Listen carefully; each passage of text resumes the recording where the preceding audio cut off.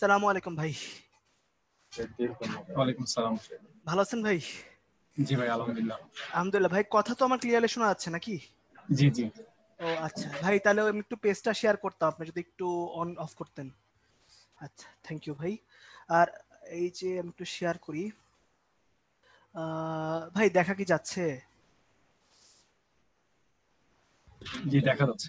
ওকে, ঠিক আছে ঠিক আছে, থ্যাংক ইউ ভাই, থ্যাংক ইউ।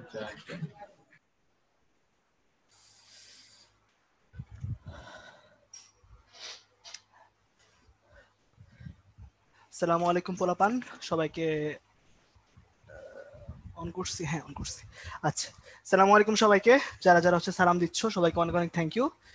আর গুড নুন, হ্যাঁ ঠিক আছে। একটু দাঁড়াও, আমি হচ্ছে তাহলে দেখি তো কলমের কালিটা কি আসতেছে। নাইস, ঠিক আছে, সবটা।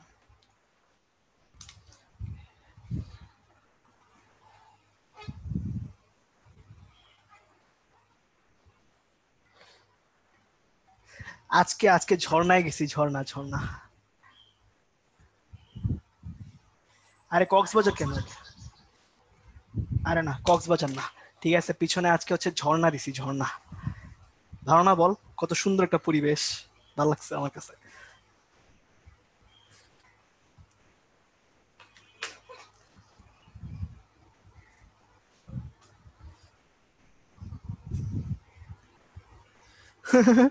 এই জন্য দিছি, বল ব্যাপারটা খুব কুল না? খুব ভালো লাগতেছে আমার কাছে। মনে করতে তোর সাথে পড়াইতে পড়াইতে বেশি মাথা গরম হয়ে গেলেই মাথায় পানি দিয়ে আবার চলে আসবো।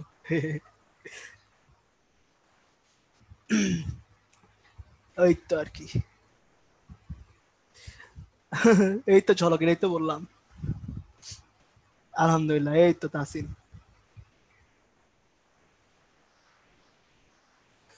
আরে এনডিসির জন্য এই এখন করে নিস, ভিডিও তো দিয়েই দেয়, সমস্যা নাই।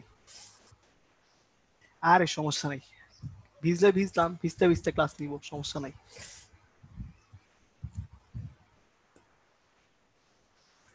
এটা হচ্ছে বাসায় হচ্ছে আমি ঝর্ণা নিয়ে আসছি, ঠিক আছে, এই হচ্ছে অবস্থা।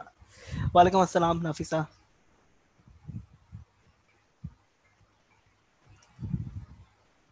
গুড আফটারনুন সরণি।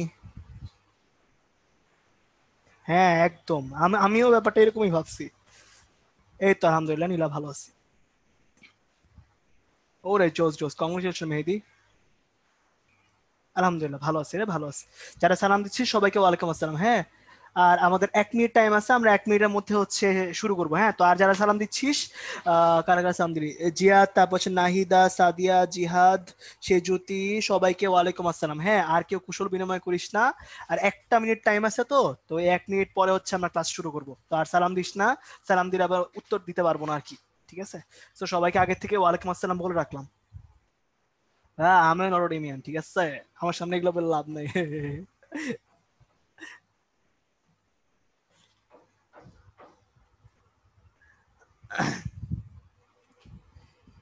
কি ছুটি দিয়ে দেন? হ্যাঁ, ছুটি দিয়ে দিলে সিলেবাস শেষ করবে কে বল? এই তো আমি কইরা ফেলাই সব। আচ্ছা, না আজকে ক্লাস ইজি, ঝামেলা নাই কোনো খুব একটা, শান্তি শান্তি ক্লাস আজকে। এই তো 4:45 বেজে গেছে। সো আচ্ছা, রোজান ভাই আছেন? হ্যাঁ রোজন ভাই আছে। রোজান ভাই আচ্ছা ঠিক আছে ভাই, তাহলে ভাই আপনি রেডি তো নাকি? ওকে ওকে, আচ্ছা ঠিক আছে, তাহলে হচ্ছে এবার হচ্ছে শুরু করা যাক। বিসমিল্লাহির রহমানির রহিম। তো সবাই হচ্ছে শুরু করি এবার। আমার নাম হচ্ছে জিহাদ রিয়ান জিম। নামটা লিখি, আপনাদের সাথে অনেক দিন ধরে ক্লাস টাস না হচ্ছে, নাম লিখবো সুন্দর করে। জিহাদ রিয়ান জিম, আমি হচ্ছে বুয়েটে পড়তেছি, ব্যাচ হচ্ছে 16। আজকের ক্লাসটা অ্যাকচুয়ালি একটু সহজ, হ্যাঁ কোনো প্যারা নাই, একদম শান্তি মতন ক্লাস টাস করা যাবে, ঠিক আছে, কোনো ঝামেলা নাই, একদম স্মুথ ক্লাস যাবে আজকে, ঠিক আছে? তো আজকে কোনো টেনশন নাই, সুন্দর মতন খালি ক্লাস করবা। আর হচ্ছে যেটা বলি, যে আবারও বলতেছি যে আমাদের হচ্ছে একটা এক্সট্রা ওভারভিউ ক্লাস আছে, এই পুরো চ্যাপ্টারটা যেহেতু অনেক ইম্পর্টেন্ট, একটা এক্সট্রা ক্লাস যাবে 23 তারিখ বুধবার, ঠিক আছে? 23 তারিখ বুধবার একটা এক্সট্রা ক্লাস যাবে। সো ওই দিন হচ্ছে তোমরা অনেক কোয়েশ্চেন করতে পারবা, তার সাথে যেগুলো ইম্পর্টেন্ট জিনিস এক্সট্রা জিনিসপাতি আছে ওইগুলো আমরা আলোচনা করব। সো টেনশনের কোনো কারণ নাই। আজকে হচ্ছে ভাইয়া আমি যা পড়াইতেছি তোমরা খালি ওইটুক শুনবা। আমার কাছে মনে হয় না যে হচ্ছে অন্য চ্যাপ্টার মানে অন্য ক্লাসের কোয়েশ্চেন আছে করার দরকার আছে, যেহেতু আমরা একটা আলাদা ক্লাসই রাখছি কোয়েশ্চেনের জন্য। সো আমার কাছে মনে হয় আগের দিনের কোনো কোয়েশ্চেন বা আগে কোনো ক্লাসের কোনো কোয়েশ্চেন আজকে না করলেই ভালো। ঠিক আছে? সো যতটা ট্রাই করবেন আজকে ক্লাসে ফোকাস করান। আর আজকের টপিক একদমই সহজ, সেটা বললাম। সো কোনো প্যারা নাই, শান্তি মতন ক্লাস হবে। সবাই একটু মনোযোগ দিবেন, হেল্প করবেন, ঠান্ডা মাথায় ক্লাস শেষ হয়ে যাবে। ঠিক আছে? 2 ঘন্টা লাগে নাই কোনো ক্লাসেই। সো আপনাদেরও লাগার কথা না। সো ইনশাল্লাহ ঠিক আছে, মোটামুটি মনে করেন যে 1.5-2 ঘন্টা ক্লাস কভার হয়ে যাওয়ার কথা, বাকিটা আল্লাহ ভরসা। ঠিক আছে? সো শুরু করা যাক। বিসমিল্লাহির রহমানির রহিম। এবার রোজেন ভাই কিছু কইতে চান ভাই, নাকি শুরু করে দিব? আমরা স্টার্ট করে দিই, সমস্যা নাই, আমরা স্টার্ট করে দিই। ওকে ওকে ঠিক আছে, ঠিক আছে তাহলে পোলাপান এবার তাহলে শুরু করি। সবাই একটু কুল হয়ে যাও। বিসমিল্লাহির রহমানির রহিম। দেখো এবার আজকের দিনের ফার্স্ট টপিক কি? ধাতব বন্ধন। হ্যাঁ, ধাতব বন্ধন হচ্ছে আজকের দিনের ফার্স্ট টপিক। এটা স্লাইড 1 লিখা দিই, কারণ নাইলে অনেকে আবার দেরি করে আহে, আয়া পরে হচ্ছে আবার ঝামেলা করে। স্লাইড 1 লিখা দিব আমরা, স্লাইড 1। ঠিক আছে, এক নম্বর স্লাইড। আচ্ছা এবার দেখো এই জায়গাটার মধ্যে কি হয়েছে, ধাতব বন্ধন। ধাতব বন্ধন কি জিনিস? সবার আগে তুমি একটা ধাতুর টুকরা নিবা। কি নিবা? ধাতুর টুকরা, খন্ড, টুকরা যেটা বলতে চাও তোমরা। ঠিক আছে, নিবা। এখন একটা ধাতুর টুকরার মধ্যে অনেকগুলা ধাতুর পরমাণু থাকে। ধরো সোডিয়ামের টুকরা নিছো, তাই এখানে অনেকগুলা সোডিয়ামের পরমাণু আছে। হ্যাঁ, এখন আমাকে বলো তো ধাতু যে জিনিসটা এটা কি করে? ইলেকট্রন দান না গ্রহণ? অবশ্যই সে ইলেকট্রন দান করে। দান করলে তার চার্জটা কি হয়ে যায় বলেন তো? চার্জটা হয়ে যায় প্লাস চার্জ। ঠিক আছে, এটা আমরা সবাই জানি, আমরা সবাই জোস। ঠিক আছে, এগুলো তো আমরা ক্লায়েন্টের উপরে আসছি। এবার দেখ, এখন এই যে ধাতুর টুকরার মধ্যে যে পরমাণুগুলো আছে এরাও কি করবে? এরা হচ্ছে ইলেকট্রন দান করবে। তাহলে বলতো ভাইয়া ইলেকট্রন যদি বের হয়ে যায় তাহলে এগুলোর প্রত্যেকটা চার্জ কি হয়ে যাবে? প্লাস চার্জ হয়ে যাবে না বলতো? প্লাস চার্জ হয়ে যাবে না? ঠিক আছে, এই জিনিসটা হচ্ছে আমার ধাতুর বন্ধনের মধ্যে হয়। একটা ধাতুর মধ্যে যে বন্ধন হবে, ধাতুর অণুগুলার পরমাণুগুলোর মধ্যে যে বন্ধন হবে তার নাম কি? ধাতব বন্ধন। এবার দেখ ভাইয়া, এই যে টুকরার মধ্যে অনেকগুলা দেখ ইলেকট্রন কি লাফালাফি করতেছে না? লাফালাফি করতেছে। এই যে ইলেকট্রন গুলো তুমি দেখতেছো, এগুলা যেহেতু চলাচল করতে পারে, যেহেতু চলাচল করতে পারে, তাই এগুলাকে আমরা বলি মুক্ত ইলেকট্রন। ঠিক আছে, কি বলি? মুক্ত ইলেকট্রন বলি। এই তো জোস, খুব ভালো লাগে। ঠিক আছে, এবার দেখো এইটা গেল আমার বেসিক কথাবার্তা। এবার হচ্ছে আমরা কি করব, কিছু বৈশিষ্ট্য পড়বো। ঠিক আছে, দেখো ভাইয়া বৈশিষ্ট্য কি? 1 নাম্বার বৈশিষ্ট্য হচ্ছে, দেখো ভাইয়া, যে এদের একটা নির্দিষ্ট স্ট্রাকচার থাকবে। কেলাস কাঠামো থাকা মানে কি? এদের স্ট্রাকচারটা হচ্ছে ফিক্সড, আর কিছু না। যেদের একটা গঠন আছে ওই গঠনটা হচ্ছে ফিক্স থাকবে। ঠিক আছে, যেমন সোডিয়ামের জন্য একটা গঠন পাবা, ম্যাগনেসিয়ামের জন্য একটা গঠন পাবা। ঠিক আছে, একটা নির্দিষ্ট ধাতুর জন্য গঠনটা কি থাকবে? ফিক্স থাকবে, শেষ। ঠিক আছে, এবার ভাইয়া বিদ্যুৎ পরিবাহী। বিদ্যুৎ পরিবাহী জিনিসটা কি? ঠিক আছে, এটাই স্লাইড 1 দেখ লেখা দিছি উপরে। ঠিক আছে, এবার দেখো এই জায়গাটার মধ্যে বিদ্যুৎ পরিবাহী। বিদ্যুৎ পরিবাহী মানে কি? বিদ্যুৎ পরিবহন মানে কি? ইলেকট্রন প্রবাহ। ঠিক আছে, যেহেতু ধাতব বন্ধনের মধ্যে মুক্ত ইলেকট্রন আছে, মানে এরকম ইলেকট্রন আছে যারা চলাচল করতে পারে, তার মানে অবশ্যই কি ইলেকট্রন ফ্লো পসিবল। আর ইলেকট্রন ফ্লো কি আমরা কি বলি বলেন তো? বিদ্যুৎ পরিবাহী। ইলেকট্রন ফ্লো মানে হচ্ছে ইলেকট্রন প্রবাহ। ইলেকট্রন প্রবাহকে আমরা কি বলবো? বিদ্যুৎ প্রবাহ। লাইনটা আবারও বলতেছি, শুনেন। যেহেতু ধাতব বন্ধনের মধ্যে আমার কি থাকে? মুক্ত ইলেকট্রন থাকে। মুক্ত ইলেকট্রন মানে কি? ইলেকট্রন চলাচল করতে পারে। ঠিক আছে, এই যে ইলেকট্রন চলাচল করতে পারে, মুভ করতে পারে, এটার জন্য আমরা কি বলি? যে ইলেকট্রন এখানে ফ্লো করা পসিবল। ফ্লো করা পসিবল মানে কি? প্রবাহ করা সম্ভব। আর ইলেকট্রনের যে প্রবাহ তাকে আমরা কি বলি? বিদ্যুৎ পরিবাহী। তাহলে 1 নম্বর পয়েন্ট কি বললাম? 1 নম্বর পয়েন্ট বললাম আমাদের হচ্ছে এর নির্দিষ্ট স্ট্রাকচার থাকবে। ঠিক আছে, 2 নম্বর পয়েন্ট কি বললাম? এদের যেহেতু মুক্ত ইলেকট্রন আছে তাই এরা বিদ্যুৎ পরিবহন করতে পারবে, শেষ। এবার 3 নাম্বারটা না ভাইয়া এক্সপেরিমেন্ট করে আসছে। বিজ্ঞানীরা এক্সপেরিমেন্ট করে করে দেখছেন যে এই যে ধাতুগুলো আছে এই ধাতুগুলা না গ্লেজ মারে। ঠিক আছে, ধাতুগুলো কি করে? গ্লেজ মারে। যেমন তোমার মানে হচ্ছে ধরো অরাম মানে হচ্ছে গোল্ড, বা হচ্ছে সিলভার রূপা, ঠিক আছে, লোহা ফেরাম, এগুলো সবগুলা কি করে? একটু হচ্ছে চাকচিক্য ধর্ম প্রদর্শন করে না, বা একটু গ্লেজ মারে না আলোতে নিলে? এই যে গ্লেজটা মারে এটা হচ্ছে তার একটা বিশেষ ধর্ম। ঠিক আছে, এটা এক্সপেরিমেন্ট করে আসছে। সো এটা কোনো ব্যাখ্যা নাই, প্রত্যেকটা ক্ষেত্রে ভৌত ধর্মটা থাকে। ঠিক আছে? আচ্ছা, এবার ভাইয়া ধাতু সহ ও নমনীয়তা এটা মানে কি? এটা মানে হচ্ছে ভাইয়া কি করা যাবে? এটা মানে হচ্ছে ভাইয়া কি করা যাবে? এটা মানে হচ্ছে ভাইয়া এই যে আমার লোহাটা আছে, এফই আছে, চিন্তা করো। এই লোহাটাকে পিটায় পিটায় মানে তুমি ধরো অনেকক্ষণ ধরে মারতেছো মারতেছো মারতেছো মারতেছো, ঠিক আছে? এটাকে যদি অনেকক্ষণ বাইরে বাইরে করা হয়, পিটানো হয়, তখন এটা কিসে পরিণত হয়ে যায়? চেয়ার বা টেবিলে পরিণত করা যায় না? মনে আছে যে মানে মেন কথা হচ্ছে ভাইয়া যে কোন একটা লোহাকে যদি বাড়ি দেওয়া হয়, বাঁকানো যায়, ঠিক আছে? খুব ইজিলি যেহেতু বাঁকানো যায়, তাই এটাকে বলা হয় ঘাতসহ ও নমনীয়তা। যে সকল পদার্থকে খুব সহজেই আঘাত করে, ঘাত করে হচ্ছে বাঁকানো যায়, তাদেরকে আমরা কি বলি? ঘাতসহ নমনীয়। কি বলি? ঘাতসহ নমনীয়। যেমন একটা নর্মাল কথা বলো, ঠিক আছে? ধরো সিলভার আছে, রূপা, ঠিক আছে? এই রূপাকেও যখন হচ্ছে আমার হচ্ছে জুয়েলার্স যারা আছে ওরা কাজ করে, তখন কি করে? এটাকে হচ্ছে ফার্স্টে গরম করে, গরম করে পরে কি করে? বাড়ি দেয়, ঠিক আছে? বাড়ি দিলে এটা কিসে পরিণত হয়ে যায়? গহনাতে পরিণত হয়ে যায় না? বাড়ি দিতে দিতে দিতে দিতে গহনাতে পরিণত হয়ে যায়। আবার গোল্ড, গোল্ড যেটা আছে এটাকে কিসে পরিণত করে? বাড়ি দিতে দিতে ওই যে মুকুট তৈরি করে না, মুকুট, ঠিক আছে? মাথার মুকুট তৈরি করে না? এগুলা হচ্ছে অবস্থা। তো ব্যাপারটা হচ্ছে যেহেতু আমার ধাতুগুলাকে কি করা যায়? ইজিলি হচ্ছে বাড়ি দিয়ে বাঁকানো যায় বা যে কোনো শেপে চেঞ্জ করা যায়, তাদেরকে কি বলি আমরা? এদেরকে বলি ঘাতসহ নমনীয়। কি বলি? ঘাতসহ নমনীয়। তাহলে আমরা শুরু থেকে এই পর্যন্ত হচ্ছে একটু রিপিট করব। আমি কি বলছিলাম?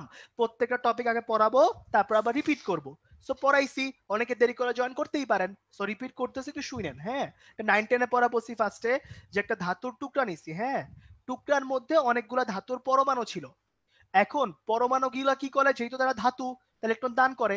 এই জন্য এখানে কি হয়েছে? অনেকগুলা সোডিয়াম প্লাস পাওয়া গেছে, ইলেকট্রন গুলা বাইরে ঘুরতেছে। এখন এই যে ইলেকট্রন গুলা মুভ করতে পারে, এই জন্য এগুলোর নাম কি?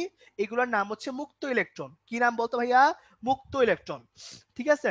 এরপর ভাইয়া কি বলছি? বৈশিষ্ট্য বলছি। কি কি বলছি? যে ধাতুকে ফার্স্টে কি করব? নির্দিষ্ট স্ট্রাকচার দিব। কি দিব? স্ট্রাকচার দিব। আচ্ছা, এরপর কি করব? এরপর হচ্ছে ভাইয়া ধাতুর কি করব? ধাতুরে হচ্ছে আস্তে করে হচ্ছে বিদ্যুৎ পরিবাহী করতে পারবে। কেন? কারণ এখানে মুক্ত ইলেকট্রন আছে। কি আছে? মুক্ত ইলেকট্রন আছে। তারপর কি করতে পারবো বলতো ভাইয়া? তারপর বলছি বিজ্ঞানীরা কি করছে? এক্সপেরিমেন্ট করে দেখছে। এটা কি দেয়? গ্লেজ দেয়, গ্লেজ মারে, বুঝছো? গ্লেজ মারে। কোত্থেকে পাইছি? এটা এক্সপেরিমেন্ট করে পাইছি। এবার ফোর্থ পয়েন্ট কি? ফোর্থ পয়েন্ট হচ্ছে আমার ঘাতসহ ও নমনীয়। এটা মানে কি? এটা মানে হচ্ছে তুমি যদি এটাকে বাড়ি দাও, মানে হচ্ছে এটাকে যদি বাইরে থেকে আঘাত করো, ঠিক আছে, তখন কি হবে? তখন এটা বেঁকে যাবে, ঠিক আছে? বাইরে থেকে আঘাত করলে কি হবে? এটা এটা বেঁকে যাবে। বেঁকে কি বানানো যায় বলতো? স্ট্রাকচার তৈরি করা যায় চেয়ারের, বা এইচি থেকে তৈরি করা যায় গহনা, বা হচ্ছে আমাদের যে মুকুট আছে ওইগুলো তৈরি করা যায় গোল্ড থেকে। সো মেইন কথা হচ্ছে ভাইয়া এই হচ্ছে আমাদের অবস্থা, ঠিক আছে? এই হচ্ছে আমাদের অবস্থা, ঠিক আছে? এখন হচ্ছে এই চারটা হচ্ছে আমাদের পয়েন্ট, এগুলো আপনারা 9-10 পড়ে আসছিলেন। এটা আমাদের মাত্র ফার্স্ট স্লাইড। সো যারা কোশ্চেন করতেছেন ভাই এটা স্লাইড 1 কিনা, এটা স্লাইড 1। হ্যাঁ, সো হচ্ছে কেউ টেনশন নিয়েন না, এটা একটা স্লাইডে পড়াইছিল, তাও 9-10 এ পড়া, ঠিক আছে? তো এবার হচ্ছে সবাই মাথাটাকে একটু কুল করে ফেলেন, ঠান্ডা করে ফেলেন। আমরা এবার আমাদের আজকের দিনের ইম্পর্টেন্ট টপিকে যাওয়া শুরু করব, ঠিক আছে? আচ্ছা, আচ্ছা, ঠিক আছে। এবার হচ্ছে ভাইয়া এই জায়গাটার মধ্যে আজকের দিনের ফার্স্ট টপিক, ঠিক আছে? সবাই একটু মনোযোগ দিবেন। ফার্স্ট টপিক বলতে ফার্স্ট ইম্পর্টেন্ট টপিক আর কি, ঠিক আছে? এবার হাইড্রোজেন বন্ধন। সবাই আগে আমি বলি শুনেন, সবার আগে সংজ্ঞা বলবো, তারপরে উদাহরণ দিব, তারপরে আমি হচ্ছে আবারও কয়েকটা এক্সাম্পল দিব, রিপিট করব, তারপর কোশ্চেন থাকলে কোশ্চেন করবেন। নেক্সট 15 মিনিট পর্যন্ত কেউ কোনো কোশ্চেন করলে ওই কোশ্চেনের কোনো অ্যান্সার পাবেন না। কিউএনএ তে করেন, চ্যাট বক্সে করেন, নেক্সট 15 মিনিট কোনো কোশ্চেন অ্যান্সার পাবেন না। খালি আমার কথা শুনতে হবে নেক্সট 15 মিনিট, ঠিক আছে? আচ্ছা, এবার হচ্ছে ভাইয়া এই জায়গাটার মধ্যে যখন কাজ করতেছি তখন এখানে আসবে হাইড্রোজেন বন্ড। সবার আগে আমি বেসিক একটা সংজ্ঞা বলি, শুনবেন। এখন একটা হাইড্রোজেনের সাথে, হাইড্রোজেনের আশেপাশে যদি উচ্চ তড়িৎ ঋণাত্মক মৌল আসে, উচ্চ তড়িৎ ঋণাত্মক মৌল কি আসছে? উচ্চ তড়িৎ ঋণাত্মক মৌল, ঠিক আছে? শাহিন ভাই আছেন? শাহিন ভাই, শাহিন ভাই, মামুন ভাই, কেউ আছেন? আচ্ছা, হাইড্রোজেনের সাথে উচ্চ তড়িৎ ঋণাত্মক মৌল যখন নেওয়া হবে, তখন এদের মধ্যে এই হাইড্রোজেন এবং এই উচ্চ তড়িৎ ঋণাত্মক মৌল, এদের মধ্যে একটা এক্সট্রা আকর্ষণ বল তৈরি হয়। কি তৈরি হয়? একটা এক্সট্রা আকর্ষণ বল। ভালো মন কথা শুনবা, নেক্সট 15 মিনিট পর্যন্ত কেউ কোনো কথা বলো না ভাইয়া, 3-4 বছর ধরে আমি পড়াচ্ছি, সো আমি জানি ভাই আপনারা কোথায় কোথায় কোয়েশ্চেন করতে পারবেন, সো আমাকে একটু টাইম দেন, আমাকে একটু ব্যাখ্যা করার সুযোগ দেন, ঠিক আছে? আচ্ছা ভাই রোজান ভাই, কেউ কে আছেন? আমার কথা কি শোনা যাচ্ছে? আচ্ছা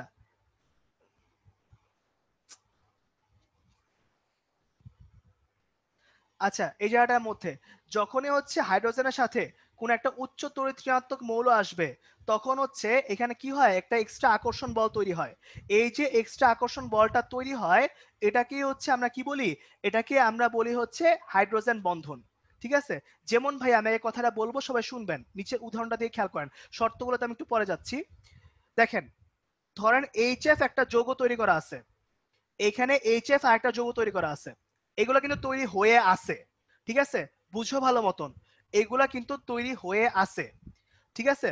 এবার শুনো, এই যে হচ্ছে, এই যে আমার ফ্লোরিনটা, এর পাশে হাইড্রোজেন আসছে, এই যে এখানে একটা এক্সট্রা আকর্ষণ বল তৈরি হয়েছে না? কেন এক্সট্রা বল তৈরি হয়েছে?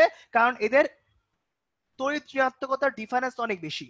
এই যে এক্সট্রা একটা আকর্ষণ বল তৈরি হয়েছে, এই এক্সট্রা আকর্ষণ বলটার নামই হচ্ছে হাইড্রোজেন বন্ড। যারা এখনো বুঝেন নাই আবার খেয়াল করবেন, ধরেন এখানে এইচএফ আছে আর এর পাশে আরেকটা এইচএফ আছে, ঠিক আছে? এই ফ্লোরিনটা আর এই হাইড্রোজেনটা পাশাপাশি আসছে, এই ফ্লোরিনটা আর হাইড্রোজেনটার মধ্যে তড়িৎ ঋণাত্মকতার ডিফারেন্স অনেক বেশি, ঠিক আছে? আচ্ছা, এই তড়িৎ ঋণাত্মকতার ডিফারেন্স হচ্ছে অনেক বেশি, ঠিক আছে? এই যে তড়িৎ ঋণাত্মকতার ডিফারেন্স অনেক বেশি, তাই এদের মধ্যে একটা এক্সট্রা বন্ড তৈরি হয়। কি তৈরি হয়? একটা এক্সট্রা বন্ড তৈরি হয়। এই যে একটা এক্সট্রা বন্ড তৈরি হচ্ছে, এটাকেই আমরা বলি হাইড্রোজেন বন্ড। আমার কথা ভালো মতন শুনবা, ঠিক আছে? যে যাদের মধ্যে তড়িৎ ঋণাত্মক, কি কি বলছি, একটা হাইড্রোজেন লাগবে মাস্ট, ঠিক আছে? এর সাথে অধিক তড়িৎ ঋণাত্মক পরমাণু লাগবে। অধিক তড়িৎ ঋণাত্মক মানে কি কি? Fluorine, oxygen, nitrogen. কেন এই তিনটার কথা বলতেছি ভাইয়া? কারণ হচ্ছে এই তিনটার তড়িৎ ঋণাত্মকতার মান অনেক বেশি। যারা কেন বেশি বুঝতেছেন না, ওরা একটু কষ্ট করে হচ্ছে যে চ্যাপ্টারে হচ্ছে আপনাদের মনে C10 বা 11-এ তড়িৎ ঋণাত্মকতা পড়ানো হয়েছিল, ওইখানে দেখবেন সুন্দর করে সবগুলা মান দেওয়া আছে, ওই মানগুলা মুখস্থ করতে হবে। আমি আবার বলতেছি, তড়িৎ ঋণাত্মকতার মান মুখস্থ করতে হবে। সো ভাইয়া মুখস্থ করতে হবে কিনা এই কোয়েশ্চেন করার কোনো দরকার নাই, অবশ্যই অবশ্যই করতে হবে। ওই স্লাইডে যতগুলো হচ্ছে মান দেওয়া আছে সবগুলো মান মুখস্থ করতে হবে। আচ্ছা, এবার দেখবেন, উচ্চ তড়িৎ ঋণাত্মক পরমাণুর আকার অবশ্যই ছোট হইতে হবে, ঠিক আছে? অর্থাৎ তড়িৎ ঋণাত্মকতা বেশি হইলেই শুধু হবে না, তাদের আকারটাও কি হইতে হবে? ছোট হইতে হবে। ছোট হওয়া মানে কি? ছোট হওয়া মানে হচ্ছে সেকেন্ড শেলের চেয়ে বেশি হওয়া যাবে না। মানে আমার একটা শেল হইতে হবে, নাহলে দুইটা, দুইটার চেয়ে বেশি শেল হইলে আর হাইড্রোজেন বন্ড তৈরি করা সম্ভব না। যেমন চিন্তা করো, এই যে ব্রোমিন, এর শেল আছে দুইটার চেয়ে বেশি, ব্রোমিনের শেল দুইটার চেয়ে বেশি, আয়োডিন, সালফার, ফসফরাস সবগুলাতে শেল দুইটার চেয়ে বেশি আছে। যেহেতু শেল দুইটার চেয়ে বেশি আছে, তাই এদের আকার কি? এদের আকার বড় আছে। যেহেতু আকারটা বড়, তাই এখানে কি হবে না? হাইড্রোজেন বন্ড হবে না। তাহলে ভাই আমি পুরো ব্যাপারটা একটু সাম আপ করি এই পেজটা, ঠিক আছে? খেয়াল করেন যে এখানে কি হয়েছে, এখানে হচ্ছে সবার আগে হাইড্রোজেন বন্ড তৈরি করতে হলে হাইড্রোজেন লাগবে, তার সাথে উচ্চ তড়িৎ ঋণাত্মক মৌল লাগবে, ঠিক আছে? এরপর এই যে উচ্চ তড়িৎ ঋণাত্মক মৌল, এটার আকারটা অবশ্যই ছোট হইতে হবে। যদি এটা হয় তাহলে কি হবে? যদি এটা হয় তাহলে যেটা হবে, ধরেন এখানে একটা পানির অণু আছে, এখানে আরেকটা পানির অণু আছে, ঠিক আছে? এখন এই যে আমার অক্সিজেনটা আর এই যে একটা হাইড্রোজেনটা, এই দুটার মধ্যে একটা এক্সট্রা বন্ড আসবে। বারবার বলতেছে, হাইড্রোজেন বন্ড হচ্ছে একটা এক্সট্রা আকর্ষণ বল, যেটা আসে কার জন্য? তড়িৎ ঋণাত্মকতার ডিফারেন্সের জন্য। কার জন্য? তড়িৎ ঋণাত্মকতার ডিফারেন্সের জন্য, ঠিক আছে ভাইয়া? আচ্ছা, এবার ভাইয়া দেখেন, এবার ভাইয়া দেখেন, আচ্ছা এবার দেখেন ভাইয়া, এই জায়গাটার মধ্যে যখন কাজ করব হাইড্রোজেন বন্ড হবে না। যদি আকার বড় হয় তাহলে হাইড্রোজেন বন্ড হবে না, এই হচ্ছে অবস্থা। ক্লিয়ারলি শর্তগুলো লিখে দিচ্ছি ভাইয়া, দেখো একটু তাকায় দেখো, যেখানে আকার বড় আছে, তিনটা শর্তের যে কোনো শর্ত ফুলফিল হইলে এখানে হাইড্রোজেন বন্ড তৈরি করা সম্ভব না। দেখেন লিখেই দিছি, আকার তুলনামূলক ভালো, তাই হচ্ছে এখানে অনুবন্ধন অনুপস্থিত, শেষ।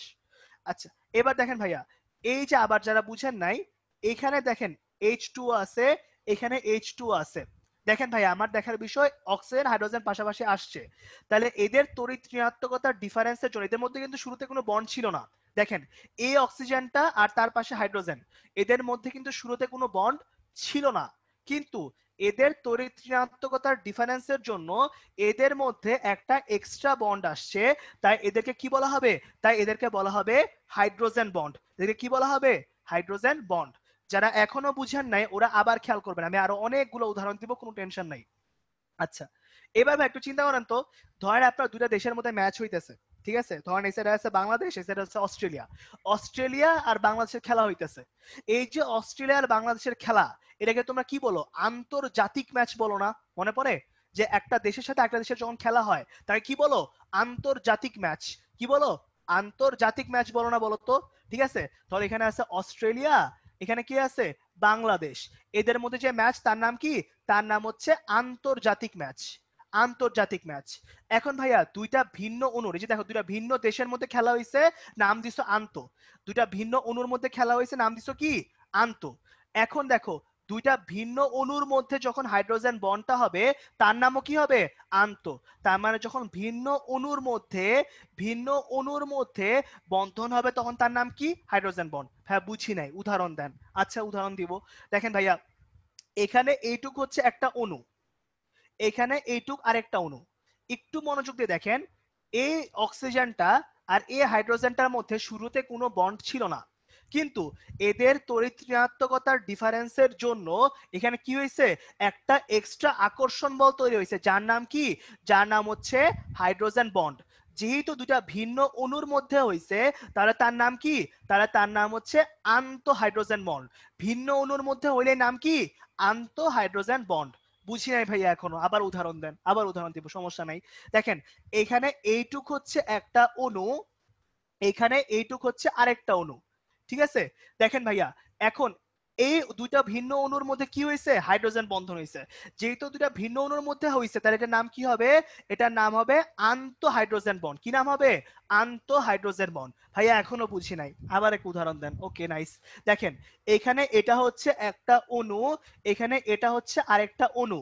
খেয়াল করে দেখবেন এই অক্সিজেনটা আর এই হাইড্রোজেনটার মধ্যে শুরুতে কোনো বন্ড ছিল না, কিন্তু এদের তড়িৎ ঋণাত্মকতা বা ইলেকট্রোনেগেটিভিটির ডিফারেন্সের জন্য এদের মধ্যে কি হয়েছে? একটা এক্সট্রা আকর্ষণ বল তৈরি হয়েছে, তার নাম কি? Hydrogen bond. তাহলে ভাই বলেন তো, যদি এখানে দুটো ভিন্ন অণুর মধ্যে আসে তাহলে এটা কি আন্ত? অবশ্যই আন্ত। তাহলে এটার নাম হবে কি? এটার নাম হবে আন্ত হাইড্রোজেন বন্ড। কি নাম হবে ভাই বলেন তো? আন্ত হাইড্রোজেন বন্ড। ঠিক আছে ভাইয়া? এবার দেখেন ভাইয়া, এবার তাহলে সেকেন্ডটায় আসি। এবার চিন্তা করেন তো ভাইয়া, আপনি এবার ক্রিকেট খেলতেছেন, কিন্তু এবার ক্রিকেটটা খেলতেছেন কার কার মধ্যে? আমার একই স্কুলের বিভিন্ন সেকশনের মধ্যে, একই স্কুলের বিভিন্ন সেকশনের মধ্যে, ঠিক আছে? একই স্কুলের বিভিন্ন যে সেকশন আছে তাদের মধ্যে খেলা হইতেছে, তখন ওটাকে আমরা কি বলি? অন্ত বলি। ঠিক আছে, ধরো হচ্ছে তুমি আর তোমার ফ্রেন্ড একটা অন্য সেকশনে পড়ো, তোমরা কি করো? ক্রিকেট ম্যাচ খেলতা না? ওই যে সেকশনটা হারলো তারপরে সারা বছর বলতো এই হারুপাটি হারুপাটি হারছে চেতাইতা না, বলো? ঠিক আছে, দুষ্টামি করতা না? ঠিক এমনি যে একটা স্কুলের বিভিন্ন সেকশনের মধ্যে যে বন্ধনটা হবে হাইড্রোজেন তার নাম কি? অন্ত। তাহলে বুঝো যে ভিন্ন দুইটা দেশের মধ্যে হইলে সেটা কি? সেটা হচ্ছে আমার ভিন্ন অণুর মধ্যে হলে সেটা কি? আন্ত। আর একই স্কুলের মধ্যে কি হবে? একই স্কুলের বিভিন্ন সেকশনের মধ্যে হলে সেটা কি বলতো? সেটা হবে হচ্ছে আমার কি? সেটা হচ্ছে আমার অন্ত। একই স্কুলের বিভিন্ন সেকশন মানে কি? অন্ত। বুঝছি ভাইয়া? একদম সহজ না? ঠিক আছে, এটা কি হবে? এটা হচ্ছে ইন্ট্রা, এটার ইংলিশ হচ্ছে ইন্ট্রা। ইন্ট্রা আর পাশেরটা হচ্ছে ইন্টার। ঠিক আছে? আচ্ছা এবার দেখেন ভাইয়া উদাহরণ দিব, অবশ্যই উদাহরণ দিব। ঠিক আছে, এবার দেখেন এই জায়গাটার মধ্যে এটা হচ্ছে একটা অণু, এটা পুরাটা একটা অণু। হ্যাঁ, এবার দেখো এই হাইড্রোজেনটা আর এই অক্সিজেনটার মধ্যে শুরুতে কোনো বন্ড ছিল না, কিন্তু একই অণুর মধ্যে এদের মধ্যে এখন কি তৈরি হয়েছে? হাইড্রোজেন বন্ড তৈরি হয়েছে। এটা কি বলবো? এটাকে বলবো অন্ত হাইড্রোজেন বন্ড। কি হাইড্রোজেন বন্ড? অন্ত হাইড্রোজেন বন্ড। ঠিক আছে, আবার বলি, দেখেন এটা পুরাটা হচ্ছে একটা অণু। ঠিক আছে, আমি আবারও বলতেছি, নেক্সট 15 মিনিট আপনি যত ইচ্ছা কোয়েশ্চেন করেন, কেউ কোনো কোয়েশ্চেন অ্যান্সার দিবে না। ঠিক আছে, সো আমি যেটা বলছি সেটাই, আমি যেটা বলতেছি সেটা আমার কথা শুনতে হবে। আমি কোনো কোয়েশ্চেন অ্যান্সার দিব না পুরোটা বুঝানো না পর্যন্ত। ঠিক আছে, এবার দেখেন, এবার হচ্ছে ভাইয়া এখানে পুরোটা একটা অণু, এই হাইড্রোজেনটা আর এই অক্সিজেনটার মধ্যে শুরুতে কোনো বন্ড ছিল না, কিন্তু এদের তড়িৎ ঋণাত্মকতার ডিফারেন্সের জন্য এদের মধ্যে হাইড্রোজেন বন্ড তৈরি হয়েছে। এদেরকে কি বলবো? এদেরকে বলবো অন্ত হাইড্রোজেন বন্ড। কি বলবো এদেরকে? অন্ত হাইড্রোজেন বন্ড। ঠিক আছে, আবার চিন্তা করেন এ পুরাটা একটা অণু। ঠিক আছে, তাহলে এবার সবাই একটু আমাকে বলেন তো, এখানে এটা কি অন্ত হবে নাকি আনতে হবে? সবাই একটু চ্যাট বক্সে বলেন তো, এটা কি অন্ত হবে নাকি আনতে হবে? এই যে নিচেরটা যেটা গোল করে দিলাম, দেখেন এটা অন্ত হবে না আনতে হবে? সবাই বলে ফেলেন তো। অন্ত হবে, এক্স্যাক্টলি। এই যে নূরজাহান সবার আগে অ্যান্সার দিচ্ছে, খুব ভালো লাগছে, ঠিক আছে। জুলফিকার, সিনথিয়া, তারপরে হচ্ছে এই যে মাহিন, অমিত, ঠিক আছে, ফাতিহা, তারপরে হচ্ছে নুসরাত, ইমরান, সবাই জোস জোস জোস, খুব ভালো লাগছে। মালিহা, মনন, খুব ভালো লাগছে, ঠিক আছে। তো আর বলতে হবে না, আর বলতে হবে না, সবাই ভালোভাবে বলছো, খুব ভালো লাগছে, ঠিক আছে। আচ্ছা, এবার শুনেন ভাইয়া, এখানে তাহলে মেইন কথা কি, খালি এক জিনিস মনে রাখবেন, ভিন্ন অণুর মধ্যে হাইড্রোজেন বন্ড কি হবে?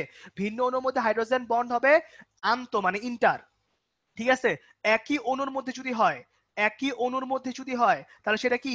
সেটা হবে ইন্ট্রা বা অন্ত, ইন্ট্রা বা অন্ত, ঠিক আছে। ভিন্ন অণুর মধ্যে হলে ইন্টার বা আন্ত, একই অণুর মধ্যে হলে ইন্ট্রা বা অন্ত, ইন্ট্রা বা অন্ত, ঠিক আছে ভাইয়া। সবাই আমার সাথে আরেকবার বলেন তো, ভিন্ন অণুর মধ্যে হলে কি হবে? আন্ত।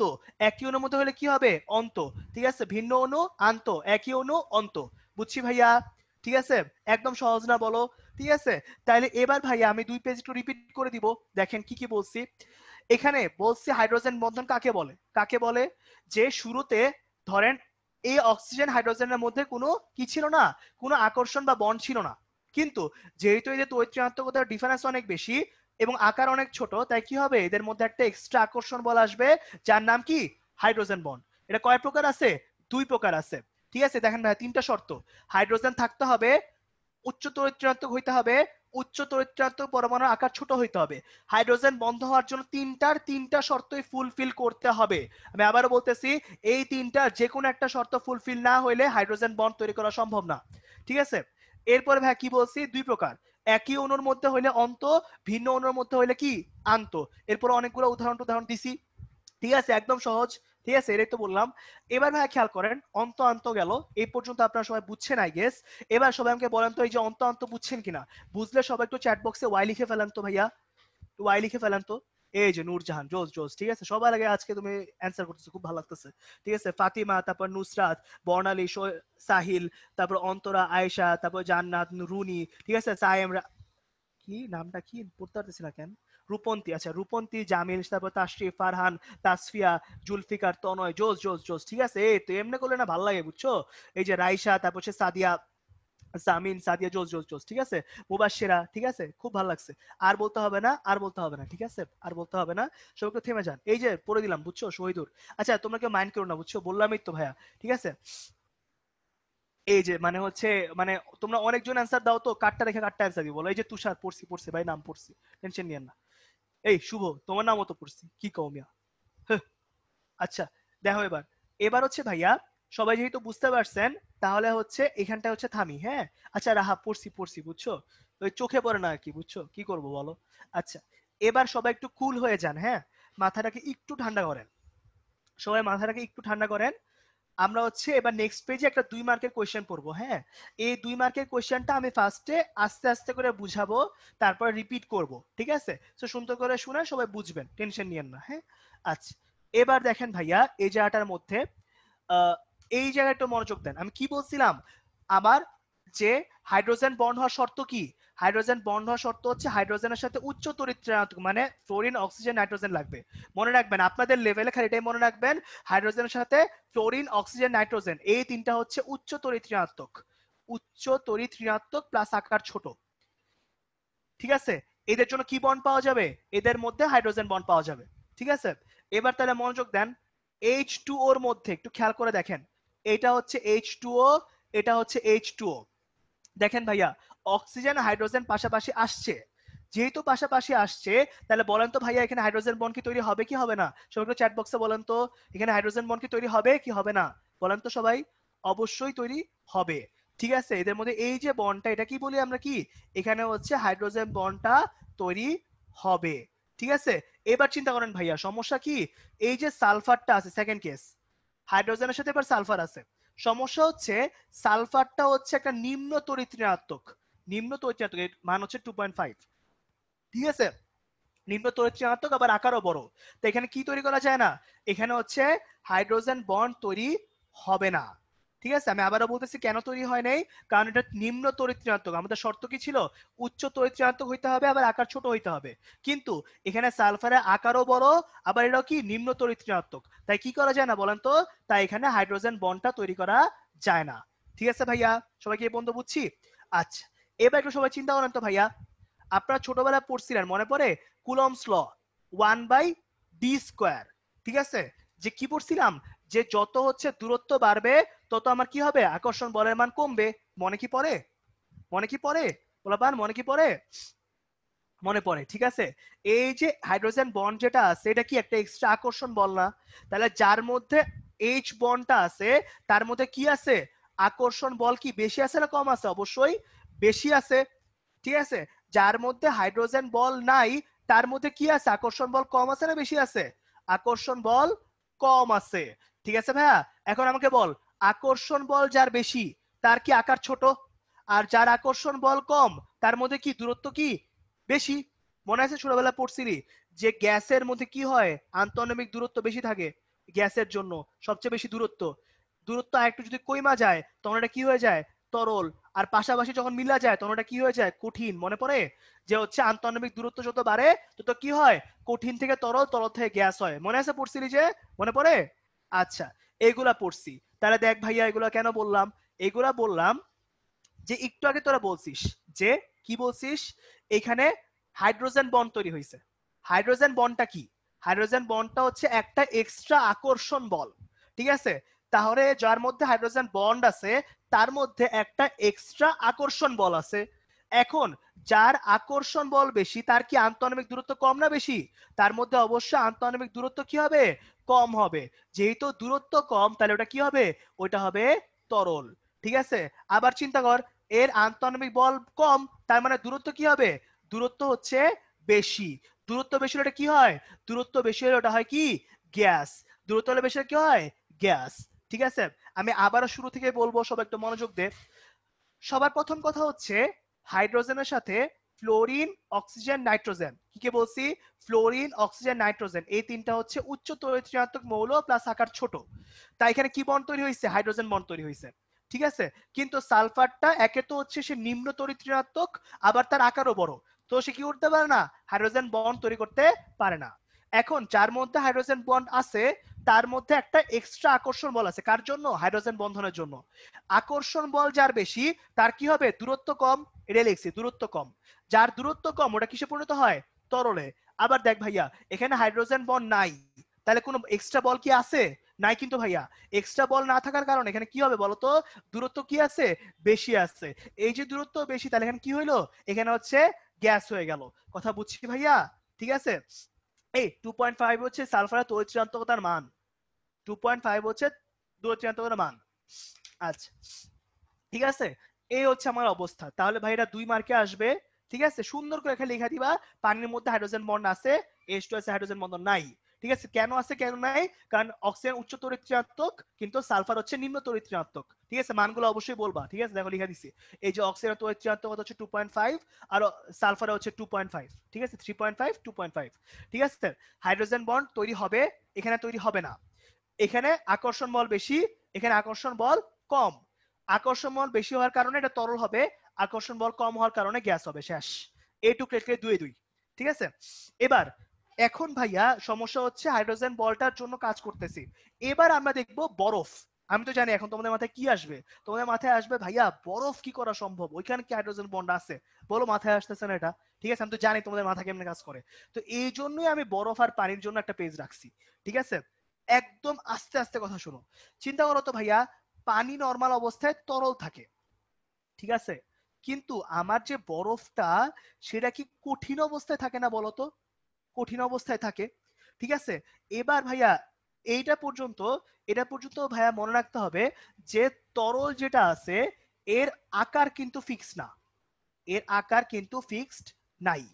কিন্তু বরফ যেটা আছে এর আকার কিন্তু ফিক্সড, আকার কি ফিক্সড।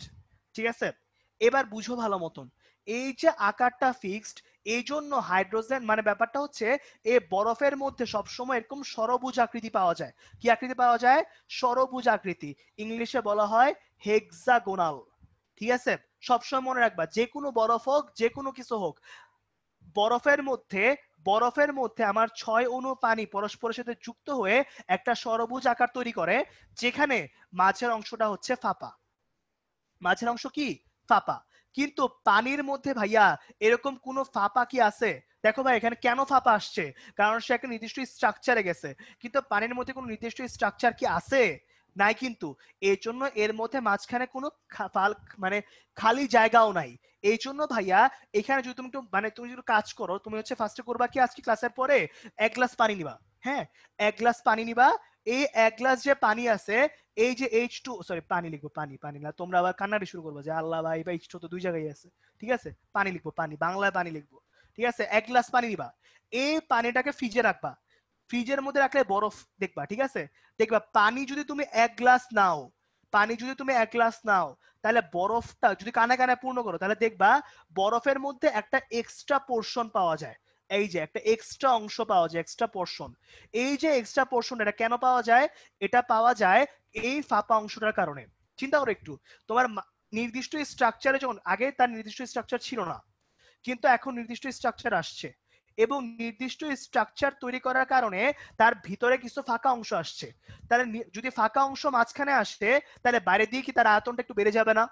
আয়তনটা বাড়বে কি বাড়বে না? অবশ্যই বাড়বে। একই কারণে তো তোমরা যদি একটু যদি চিন্তা করো ভাইয়া, এই জায়গাটার মধ্যে, যে এই পার্টটার মধ্যে এই যে পানি আছে, এই যেটা আছে, তার মানে ভাই চিন্তা করো, যখন পানিকে তুমি বরফে পরিণত করো, তার নির্দিষ্ট স্ট্রাকচার আছে। এই স্ট্রাকচারে মাঝখানের অংশ ফাঁকা। এই ফাঁকা হওয়ার কারণে তার আয়তনটা বেড়ে যায়। কি করে? আয়তন বেড়ে যায়। আয়তন কি হয় বলেন তো? বেড়ে যায়। এবার ভাইয়া আপনারা ছোটবেলায় বলেন তো, পড়ছিলেন না রো ইজ ইকুয়ালস টু কি m/v? পড়ছিলেন না? রো কি ঘনত্ব, এম কি ভর, ভি কি? ভি হচ্ছে আমার ভলিউম বা আয়তন। ঠিক আছে, এখন আমাকে বলেন এই রো আর ভি এর সম্পর্ক কি ব্যস্তানুপাতিক না? রো ব্যস্তানুপাতিক 1/v। তাহলে আমাকে বলেন আয়তন যদি বাড়ে তাহলে ঘনত্ব কি বাড়বে না কমবে? এই পোলাপান সবাই বলেন তো, আয়তন যদি বাড়ে তাহলে ঘনত্ব কি বাড়বে না কমবে? ঠিক আছে, ঘনত্ব হচ্ছে কমবে। এক্স্যাক্টলি, সাইফ, জুলফিকার, তারপর হচ্ছে নূরজাহান, তারপর হচ্ছে উর্বি, জোস জোস, ঠিক লাগছে, সবাই ঠিক বলছে। বর্ষণ, সাইফি, ঠিক আছে, জোস জোস, খুব ভালো লাগছে। সাব্বির, তালহা, ইমরান, জুবাইর, জোস জোস। আর না, আর লাগবে না, আর লাগবে না। এখানে ঘনত্ব কমে যাবে। কেন? কারণ হচ্ছে rho is equals to m/v। Rho আর ভি এর সম্পর্ক কি পরস্পর ব্যস্তানুপাত। তাহলে বুঝো, বুঝো যে এখানে হচ্ছে যেটা বলতে চাইতেছি, যে বরফ আর পানির মধ্যে একই, যদি তুমি সেম পরিমাণ নাও, এটাও 1 লিটার নিলা, এটাও 1 লিটার নিলা, ঠিক আছে, যদি সেম নাও, এটাও 1 লিটার, এটাও 1 লিটার যদি নাও, ঠিক আছে, সেম যদি নাও, তখন দেখা যাবে, সরি 1 গ্লাস আর 1 গ্লাস কি বলতেছি, ঠিক আছে, এটাও 1 গ্লাস নাও, এটাও 1 গ্লাস নাও, তখন কি দেখবা? তখন দেখবা যে এর আয়তনটা হচ্ছে বেশি, সরি এর আয়তনটা হচ্ছে কম, এর আয়তনটা হচ্ছে বেশি। কেন? কারণ হচ্ছে ভাই, আমি আবারও বলতেছি, মনোযোগে শোনো, আমি কিন্তু সেকেন্ড বার রিপিট করতেছি, শুনবা। কেন হচ্ছে আমার বরফের আয়তন বাড়ে? কারণ বরফের একটা নির্দিষ্ট স্ট্রাকচার আছে। এই নির্দিষ্ট স্ট্রাকচারের জন্য তার হচ্ছে এই যে ষড়ভুজটা তৈরি হয়, এই ষড়ভুজের কারণে তার মাঝখানে অংশ ফাঁকা থাকে। এই মাঝখানে অংশ ফাঁকা থাকার কারণে তার কি হয়? বাইরের দিকে আয়তনটা বেড়ে যায়। এই জন্য তার আয়তন কি হয়েছে? বেড়ে গেছে। আর ঘনত্ব যার কম, সরি আয়তন যার কম, তার ঘনত্ব কি? বেশি। আর যার আয়তন বেশি, তার ঘনত্ব কি? কম। ঠিক আছে, এবার খালি একটা মনে রাখবেন, সবসময় মনে রাখবেন, বেশি ঘনত্বের উপর কম ঘনত্ব ভাসে। বেশি ঘনত্বের উপর কম ঘনত্ব কি করে? কম ঘনত্ব হচ্ছে ভাসে। ঠিক আছে, তাহলে এখানে বেশি ঘনত্ব কে? এখানে বেশি ঘনত্ব হচ্ছে আমার পানি, কম ঘনত্ব কে? বরফ। এই জন্য কি হয়? পানির উপর বরফ ভাসে। ঠিক আছে ভাইয়া, যেমন তোমরা চিন্তা করো ভাই, একটা জাহাজ আছে, হ্যাঁ, পানি আছে, জাহাজ আছে, জাহাজ কিন্তু অনেক বড়, কিন্তু ভাই চিন্তা করো জাহাজের ভিতরে কিছু কি থাকে? জাহাজের ভিতরে খেয়াল বিভিন্ন রুম টুম থাকে না, ফাঁকা ফাঁকা ফাঁকা ফাঁকা ফাঁকা, ঠিক আছে, এই জন্য জাহাজের ভিতরে অনেক ফাঁকা থাকে। এই জন্য দেখা যায় যে একই আয়তনের জাহাজের জন্য যে ঘনত্ব আসার কথা, তা পানির চেয়ে কম আসে। এই জন্য জাহাজ কি হয়? পানিতে ভাসে। সহজ কথা মনে রাখবা, সকল পদার্থ, সকল দ্রবণের জন্য শুধু একটা কথাই মনে রাখবা, যে কি হয়? বেশি ঘনত্বের উপর কম ঘনত্ব ভাসে, বেশি ঘনত্বের উপর কম ঘনত্ব ভাসে। শেষ, এই লাইন মনে রাখলেই কাজ শেষ। ঠিক আছে, এবার আমি এই পেজটা রিপিট করবো, শুরু থেকে বলতেছি, সবাই মনোযোগ দিও। ঠিক আছে, খেয়াল করো, খেয়াল করো। ঠিক আছে, পানি তরল, আকার ফিক্স নাই, বরফ কঠিন, আকার ফিক্সড। এর আকারটা কিরকম? এর আকারটা হচ্ছে সরবুজ আকার। সরবুজ আকার আসার কারণে এর মাঝখানে অংশ কি? মাঝখানে অংশ হচ্ছে ফাঁপা। বাড়বে তো নির্জন? আরে আমি তো এতক্ষণ তো এটাই বললাম, বাড়বে বাড়বে। জুলফিকার বাড়বে বাড়বে। কি রে ভাই, যে উদাহরণ দিয়ে আসছি ওটা জিজ্ঞেস করলে হবে? আচ্ছা দেখো, এবার এই জায়গাটার মধ্যে যখন কাজ করতেছি তখন মাঝখানে অংশ ফাঁপা, এর কারণে এর আয়তনটা বাইরের দিকে বেড়ে যায়। ঠিক আছে, এই জন্য পানির আয়তন হচ্ছে কম, কিন্তু একই মানে একই পরিমাণ বরফের আয়তন কি হবে? একই পরিমাণ বরফের আয়তন হবে বেশি। ঠিক আছে, এই যে দেখো, যার আয়তন কম তার ঘনত্ব বেশি, যার আয়তন বেশি তার ঘনত্ব কি? কম। সহজ কথা, আমি কি বলছি? বেশি ঘনত্বের উপর কম ঘনত্ব ভাসে। তাহলে ঘনত্ব বেশি কার? পানির। ঘনত্ব কম কার? বরফের। এই জন্য বরফ কি করে? পানিতে ভাসে। বরফ কি করে? পানিতে ভাসে। ঠিক আছে, অবশ্যই আঁকা লাগবে। কি রে ভাই, আমি স্লাইডের মধ্যে ছবি দিয়ে দিচ্ছি তার মানে আঁকা লাগবে না?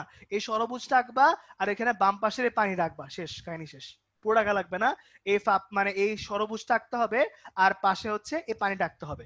ঠিক আছে, এবার তাহলে ভাই এই পেজটা সব একটু দেখে নেন। আমি আবার লাস্ট বারের মতো বলতেছি, যেহেতু ইম্পর্টেন্ট তাহলে লাস্ট বারের মতো বলবো। ঠিক আছে, আর কোনো রিপিট হবে না, খেয়াল করো। পানির আকার ফিক্স নাই, বরফের আকার ফিক্সড। ঠিক আছে, এখন দেখো, এই যে হচ্ছে পানি নিয়ে কাজ করতেছি, ধরো এটার 1 কেজি নিছি, আবার বরফে 1 কেজি।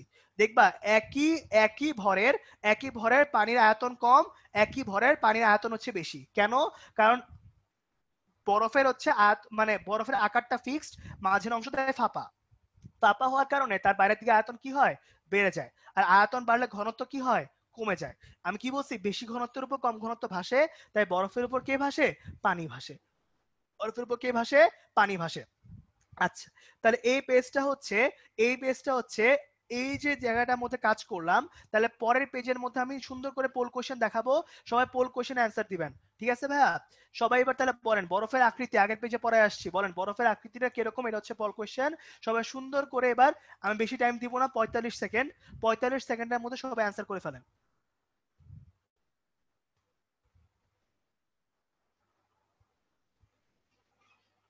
সবাই সুন্দর করে একটু অ্যান্সার করে ফেলেন। ঠিক আছে, একদমই সহজ, সবাই একটু সুন্দর করে অ্যান্সার করে ফেলেন। ঠিক আছে, 45 সেকেন্ড টাইম দিব। ঠিক আছে,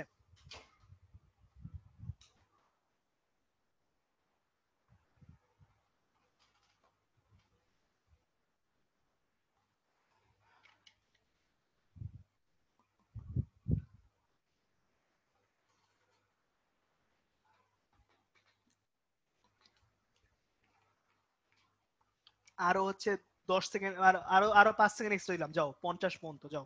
তাও অ্যান্সার করো ভাই সবাই। এটা একদমই সহজ, আগের পেজে দেখা যাচ্ছে। আমি বুঝি না, তোমরা হচ্ছে বাকিগুলো তো নামই শুনো নাই। ঠিক আছে, আগের পেজে মাত্র পড়াইছি সরবুজ, তাহলে হচ্ছে তোমরা কি যে অ্যান্সার দেখাও, দেখলে হতাশ হয়ে যাই। ঠিক আছে, দেখো তোমরা এত কিছুর পরও পারস্য মাত্র হচ্ছে 80%-এরও নিচে। কি যে একটা অবস্থা। দেখো আগের পেজে মাত্র বলে আসছিলাম কি, যে পানির অণুর মধ্যে সবগুলা অণু হচ্ছে এরকম একটা ষড়ভুজের মধ্যে থাকে। ঠিক আছে, যেহেতু ষড়ভুজের মধ্যে থাকে তাহলে এর নাম কি? এর নাম হচ্ছে হেক্সাগোনাল। এই যে হেক্সাগোনালটা হচ্ছে অ্যান্সার। এই হেক্সাগোনালকে বাংলায় বলা হয় ষড়ভুজ। ঠিক আছে, আর কিচ্ছু না। আচ্ছা, যাকে এখানটার মধ্যে আগের পেজে এগুলাই বলছিলাম, সুন্দর করে শুনছেন, খুব ভালো লাগছে। আচ্ছা, এবার ভাইয়া এখানে আমাদের মোটামুটি হাইড্রোজেন বন্ডের লাস্ট একটা কথা আছে, সেটা হচ্ছে আমার, শোনো, তোমাকে যদি পরীক্ষা হলে বলে যে হাইড্রোজেন বন্ডের গুরুত্ব লিখো, যে হাইড্রোজেন বন্ডের গুরুত্ব লিখো, তখন কি করবা আমি তোমাকে বলি। ঠিক আছে, সবাই কথা শুনবা, চিন্তা করো তো ভাইয়া। তোমরা হচ্ছে বলবা প্রথম কথা, যে আমাদের যে পানি আছে, পানি, এ পানির মধ্যে হাইড্রোজেন বন্ড আছে, এটা বলবা। ঠিক আছে, এরপরে এই লাইনটা লিখবা সবার আগে, শুনো কথা শুনো, হ্যাঁ, সবার আগে লিখবা পানির মধ্যে হাইড্রোজেন বন্ড আছে। তারপর কি করবা? তারপরে লিখবা যে, আস্তে করে লিখবা মানব জীবনে পানির গুরুত্ব। ছোটবেলাতে পড়ে আসছো না, পানি খাই আমরা, বাইচা থাকি, পানির অপর নাম জীবন, কাপড় ধুই, এই করি সেই করি, হ্যান ত্যান অনেক কিছু করি না? ঠিক আছে, এরকম হচ্ছে অনেক কিছু করি। তো খালি ফার্স্ট কথা লিখবা পানির মধ্যে হাইড্রোজেন বন্ধন আছে, তারপর লিখবা মানব জীবনে পানির গুরুত্ব, মনের মধ্যে যাহা আসে তাহা লিখে ফেলবা। ঠিক আছে, যে আমরা এইসব কাজে লাগি, এইসব কাজে আমাদের পানি লাগে, এই পানির মধ্যে হাইড্রোজেন বন্ধন আছে, তার মানে হাইড্রোজেন বন্ধ না থাকলে দুনিয়া ধ্বংস হয়ে যেত, কাহিনী শেষ। ঠিক আছে, একদম মনের মাধুরী মিশে লিখবা। ঠিক আছে, এবার শুধু একটা পয়েন্ট আছে যেটা ফিক্সড, ওটা হচ্ছে এই পাশের ডিএনএটা। হ্যাঁ, এটা একটু ফিক্সড, তো এটা একটু বলে দিব, আমি তোমাকে বলি।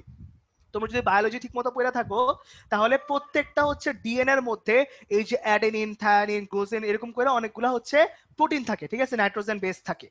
এই যে নাইট্রোজেন বেসগুলো থাকে, এই প্রত্যেকটা নাইট্রোজেন বেস হচ্ছে আমার হাইড্রোজেন বন্ড দ্বারা তৈরি। বুঝো ভালো মতন, এই নাইট্রোজেন বেসগুলা কি দ্বারা তৈরি? আমার হাইড্রোজেন বন্ড দ্বারা তৈরি। আবার এই বেসগুলোর উপর কি হয়? প্রোটিন তৈরি হয়। আর প্রোটিন দ্বারা কি তৈরি হয়? ডিএনএ তৈরি হয়। তার মানে হচ্ছে অ্যাকচুয়ালি আমাদের ডিএনএ কি দ্বারা তৈরি? ডিএনএ হচ্ছে আমার কি দ্বারা তৈরি বলতো? আমার প্রোটিন হচ্ছে হাইড্রোজেন বন্ড আছে। তাহলে এবার আমাকে বল, এই ডিএনএ তার মানে কি আছে? ডিএনএ এর মধ্যে এবার কি আছে বলতো? হাইড্রোজেন বন্ড আছে। তাহলে বলবি যেহেতু, কথাটা শুন, ঠিক আছে, যে আমার নাইট্রোজেন বেসের মধ্যে হাইড্রোজেন আছে, এই নাইট্রোজেন বেস দিয়ে প্রোটিন হয়, তার মানে প্রোটিনে হাইড্রোজেন বন্ড আছে। আবার এই প্রোটিন দিয়ে হচ্ছে কি হয়? ডিএনএ হয়, তার মানে ডিএনএ এর মধ্যে কি আছে? হাইড্রোজেন বন্ধন আছে। আছে কি নাই পোলাপান? আছে। এবার তাহলে বলতে পারবি না যে আল্লাহর দুনিয়ায় যত জীবজন্তু বেঁচে আছে তাদের বেঁচে থাকার জন্য কি দরকার? ডিএনএ দরকার। আর এই যে ডিএনএ, এটা কোত্থেকে আসছে? হাইড্রোজেন বন্ধন থেকে আসছে।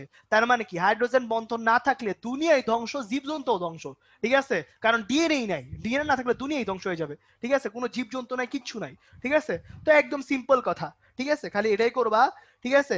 মানব জীবনে পানি গুরুত্ব লিখবা, তারপর এটা বলবা যে মানব জীবনের মধ্যে এরকম কিছু আছে, ডিএনএ মিএনএ আছে, আগডুম আগডুম, ঠিক আছে। এই ডিএনএ মিএনএ তৈরি করতে কি লাগে? আমার হচ্ছে হাইড্রোজেন বন্ড লাগে। এরিয়া তৈরি করতে কি লাগবে? তার মানে হচ্ছে সবকিছুর মধ্যে হাইড্রোজেন বন্ধন লাগবে, শেষ। তার মানে জীবনের সবচেয়ে ইম্পর্টেন্ট জিনিস কি? জীবনের সবচেয়ে ইম্পর্টেন্ট জিনিস হচ্ছে হাইড্রোজেন বন্ধন, ঠিক আছে।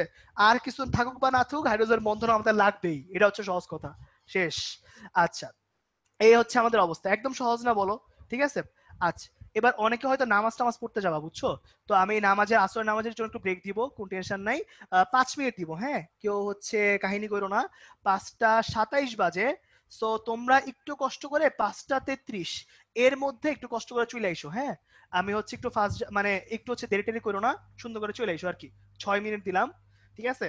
যাও, নামাজ আল্লাহর জিনিস তো আর 1 মিনিট বাড়াই দিই, ঠিক আছে। ঠিক আছে, আল্লাহর জন্য টাইম বেশি দিলে দেখা যাবে এই উসিলে জান্নাত দিয়ে দিছে, ঠিক আছে। বলবান আমার জন্য দোয়া করিস যা নামাজ পড়তে যাবি, ঠিক আছে।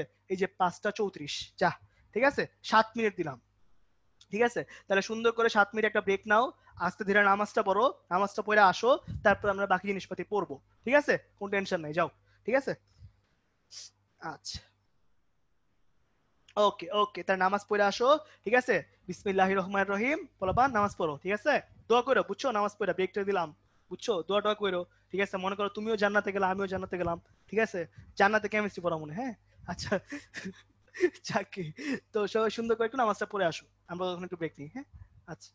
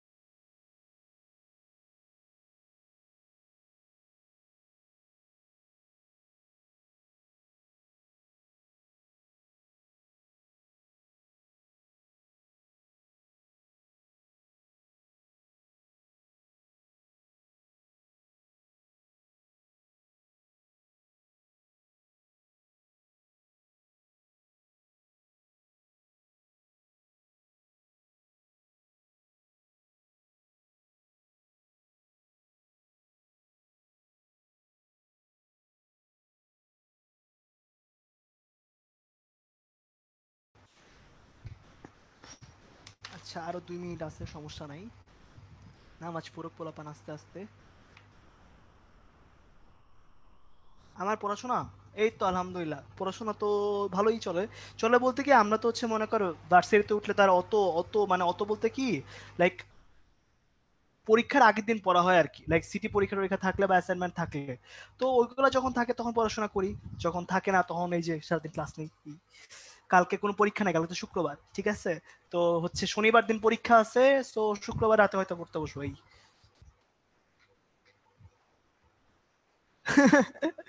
আরে আমি তোরে বলি, দেখ পরীক্ষা তো দেওয়াই লাগবে, এরকম তো না কান্নাকাটি করলে হচ্ছে পরীক্ষা মানে অনেক কঠিন দেখা পরীক্ষা দিতে পারবো না। ঠিক আছে, পরীক্ষা তো দিতে হবে, দিয়ে পাশ করতেই হবে, কিছু তো করার নেই।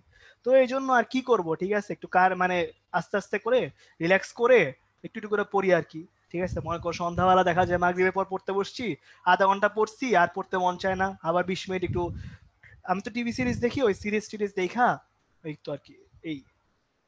ঠিক আছে, ওই যে ডার্ক, তারপর হচ্ছে এটা আছে, তো ওইগুলো একটু দেখি, দেখে রিফ্রেশ হয়ে আবার একটা আধা ঘন্টা পর পড়তে বসি, আবার পড়ি আবার রেস্ট, আবার পড়ি আবার রেস্ট, এমনি এমনি চলে আর কি।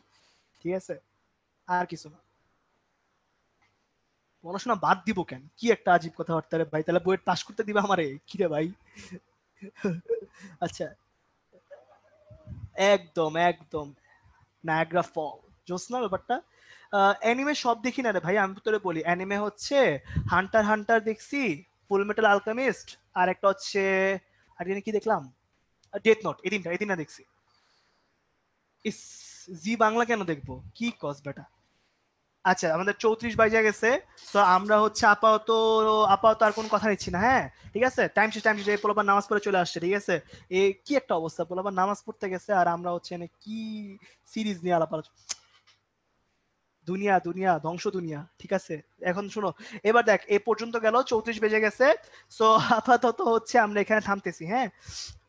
সব একটু শুন, কথা শুন, ঠিক আছে। আহ, আচ্ছা, হ্যাঁ অবশ্যই দেখছি সাব্বির, অবশ্যই দেখছি, যেদিন বেরোইছে ওই দিনই দেখছি। আচ্ছা দেখ, এবার এই পার্টটার পরে শোন, এবার হচ্ছে আমরা কিছু বেসিক সংজ্ঞা পড়বো, ঠিক আছে। এই সংজ্ঞাগুলা একটু শুনতে হবে, হ্যাঁ? সবাই শুন, আগের দিনগুলো পড়াইছি অ্যাকচুয়ালি, আবার একটু দেখাই দাও, আর কিছু না, ঠিক আছে। আহ, মনে আছে আমরা পড়ছিলাম যে এ আর বি মিলে একটা যৌগ হয়েছে, হ্যাঁ?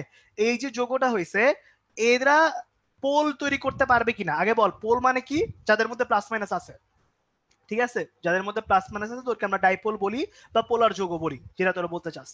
এখন এটা ডিপেন্ড করবে ডেল অফ ইএন, মানে কি, ইলেকট্রোনেগেটিভিটি, তড়িৎ ঋণাত্মকতার ডিফারেন্সের উপর। তোরা পড়ছিলি, যদি তুমি মনে করা দেই, ডেল ইএনটা যদি হচ্ছে ইকুয়াল 0 হয় তাহলে সেটা হচ্ছে বিশুদ্ধ সমযোজী, আর ডেল ইএনটা মানে হচ্ছে ইলেকট্রোনেগেটিভিটির ডিফারেন্সটা যদি হচ্ছে 0.5 এর কম হয়, সেটা হচ্ছে অপোলার, সমযোজী, মানে পোল তৈরি হয় নাই, প্লাস মাইনাস নাই এটাখানে, ঠিক আছে।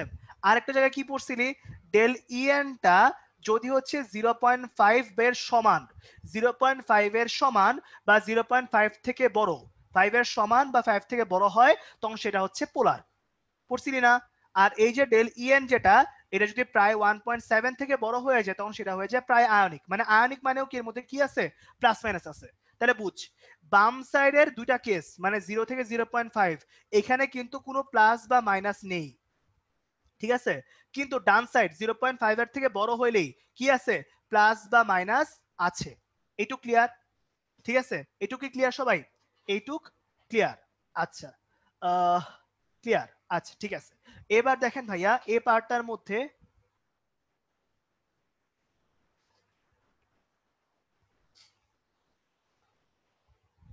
কেউ কি আছেন? হ্যালো হ্যাঁ হ্যালো ভাই। ভাই, এই যে আমার স্ক্রিন কি দেখা যাচ্ছে? না, স্ক্রিন দেখা যাচ্ছে হ্যাঁ না তো। স্ক্রিন তো দেখা যাচ্ছে একদম ক্লিয়ারলি। আচ্ছা, মানে হয়েছে কি, পোলাপান ধুমায় চ্যাট বক্সে লিখতেছে যে স্ক্রিন দেখা যাচ্ছে না। না না, স্ক্রিন দেখা যাচ্ছে না আপনার, জি হ্যাঁ, আপনার শেয়ারিং স্ক্রিন দেখা যাচ্ছে না। মানে ও আচ্ছা বুঝি ভাইয়া, নাই। আমি কিন্তু দেখতেছি ভাইয়া। আমিও কিন্তু দেখতেছি, মানে এখানে কেমনে কি দেখা যাচ্ছে না বলতে ভাই, কি হয়েছে, আপনি কি উঠে স্টপ আছে, শেয়ার দিয়ে আবার দেন তো শেয়ার। মানে এখানে কি হয়েছে হ্যাঁ ভাই? হ্যাঁ হ্যাঁ, স্টপ শেয়ার দিয়ে আবার দাও তো, জুম এরকম করে মাঝে মাঝে। হ্যাঁ আবার শেয়ার দেন, এবার দেন। আচ্ছা, এবার কি ভাই দেখা যাচ্ছে? হ্যাঁ এবার দেখা যাচ্ছে। এখন দেখা যাচ্ছে, হ্যাঁ হ্যাঁ হ্যাঁ। আচ্ছা ঠিক আছে, এটাই। আচ্ছা ঠিক আছে, ওকে। তাহলে হচ্ছে আমি যেটা বলতে চাচ্ছিলাম যে এ আর বি হচ্ছে আমার একটা যৌগ, হ্যাঁ। এ আর বি এর এই প্রত্যেকটা এ আর বি এর যে তড়িৎ ঋণাত্মকতার ডিফারেন্স ওটা প্রকাশ করছি ডেল অফ ই এন দ্বারা, ঠিক আছে, ডিফারেন্স অফ ইলেকট্রোনেগেটিভিটি, ঠিক আছে। এই যে ডিফারেন্স অফ ইলেকট্রোনেগেটিভিটি, এই মানটা 0 বা 0.5 এর কম যদি হয় তখন ওটা অপোলার, মানে কি প্লাস মাইনাস নাই। আর যদি 0.5 থেকে বড় হয় তার মানে কি হবে, ওর মধ্যে প্লাস মাইনাস আছে, ঠিক আছে। এখন বুঝো ভালো মতন। এখন ব্যাপারটা হচ্ছে যখনই হচ্ছে যাদের 0.5 এর কম ওদের মধ্যে, যেমন ধরো ক্লোরিন, ক্লোরিন এখানে আছে, ঠিক আছে, এদের মধ্যে দেখো ভাইয়া এখানে কি ডেল ইএনটা কি 0.5 এর চেয়ে কম আছে না, তাহলে এদের মধ্যে হচ্ছে যে বন্ডটা হবে এটাকে বলা হবে ভ্যান ডার ওয়েলস, ঠিক আছে। সরি, এটা কি বলবো, এটাকে বলবো হচ্ছে আমরা লন্ডন, কি বলবো আমার এদিকে লন্ডন, ঠিক আছে, কি বলবো লন্ডন বল, ঠিক আছে। কিন্তু কিন্তু ভাইয়া যখন হচ্ছে আপনাদের এরকম আছে এইচ আর এফ, এই হাইড্রোজেন আর ফ্লোরিনের মধ্যে তড়িৎ ঋণাত্মকতার ডিফারেন্স আমার কিসের বেশি, 0.5 এর চেয়ে বেশি। এদের মধ্যে এই যে বন্ডটা দেখতেছো না, এই বন্ডটা কার জন্য হইছে, এই বন্ডটা হইছে কার জন্য, ভ্যান ডার ওয়েলস এর জন্য। কথা কি বুঝতে পারতেছি?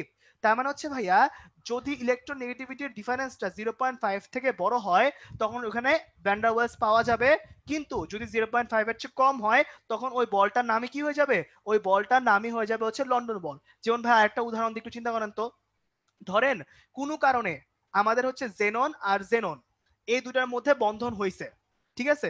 এখন এই দুটার মধ্যে যে বন্ধনটা হয় এই বন্ধনটার নামই হচ্ছে আমার কি বল, লন্ডন বল। এটা কেন লন্ডন বল দিছে, কারণ এই দুটা চিন্তা করো, জেননের যা তড়িৎ ঋণাত্মকতা অবশ্যই এই জেনন তড়িৎ ঋণাত্মক কি আছে, সেম আছে, তার ডিফারেন্স কত আসবে, 0 আসবে। তার মানে এই দুটার মধ্যে কি আছে, অবশ্যই লন্ডন বল আছে।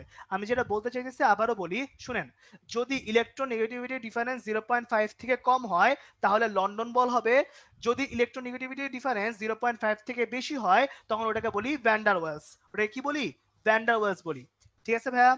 ঠিক আছে, ইলেকট্রোনেগেটিভ ডিফারেন্স যদি 0.5 থেকে কম হয় তখন সেটা কি হবে, লন্ডন বল, আর যদি বেশি হয় তখন সেটা কি হবে, তখন সেটা হবে ভ্যান ডার ওয়েলস। তাহলে পোলাপান আমাকে একটু অ্যান্সার দাও তো, যে ধরো হচ্ছে আমি এবার কাজ করতেছি হচ্ছে, ধরো এখানটার মধ্যে আর্গন আর আর্গন কি নিয়ে, তাহলে এদের মধ্যে বলটা কি হবে সবাই আমাকে একটু বলো তো, এটা কি লন্ডন হবে নাকি ভ্যান ডার ওয়েলস হবে, সব চ্যাট বক্সে তো আমাকে বলো তো কি হবে, এটা লন্ডন হবে নাকি ইয়া হবে, ভ্যান ডার ওয়েলস হবে, সবাই বলো তো সুন্দর করে। এই তো লন্ডন হবে, খুব ভালো লাগছে ভাই, ঠিক আছে। এই এক্সে তো নিষ্ক্রিয়, হ্যাঁ এটা তো বললাম নিষ্ক্রিয়, বাট যদি স্পেশাল কোনো কেসে অনেক বেশি হিট দিয়ে যদি আমি গঠন করি তখন এটা বলেই তো নিলাম, তাই না।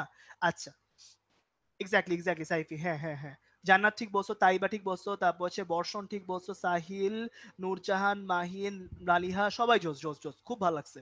মাশরাফি, তারপরে হচ্ছে এখানে তনয় আসো, জুলফিকার, তারপরে হচ্ছে নাহিন, সবাই ঠিক বলছো, তনয় ঠিক বলছো, জোস জোস জোস, খুব ভালো লাগছে।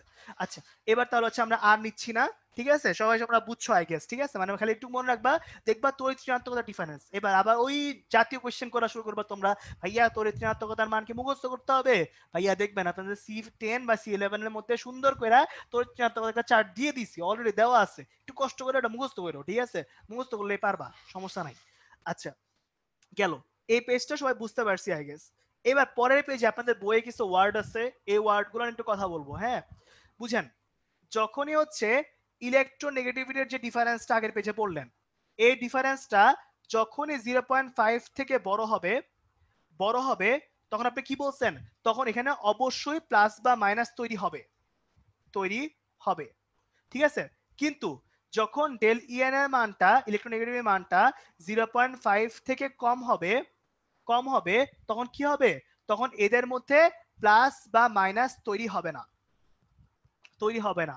এটা কিন্তু আগের পেজেও বলছি, আগের ক্লাসেও পড়াইছি, সো কেউ যদি না বুঝে থাকো এটা তাহলে আগের ক্লাস একটু দেখো, আগের ক্লাসে ডেল ইএন এর ব্যাখ্যাটা ডিটেইলসে পড়ানো হয়েছিল, ঠিক আছে।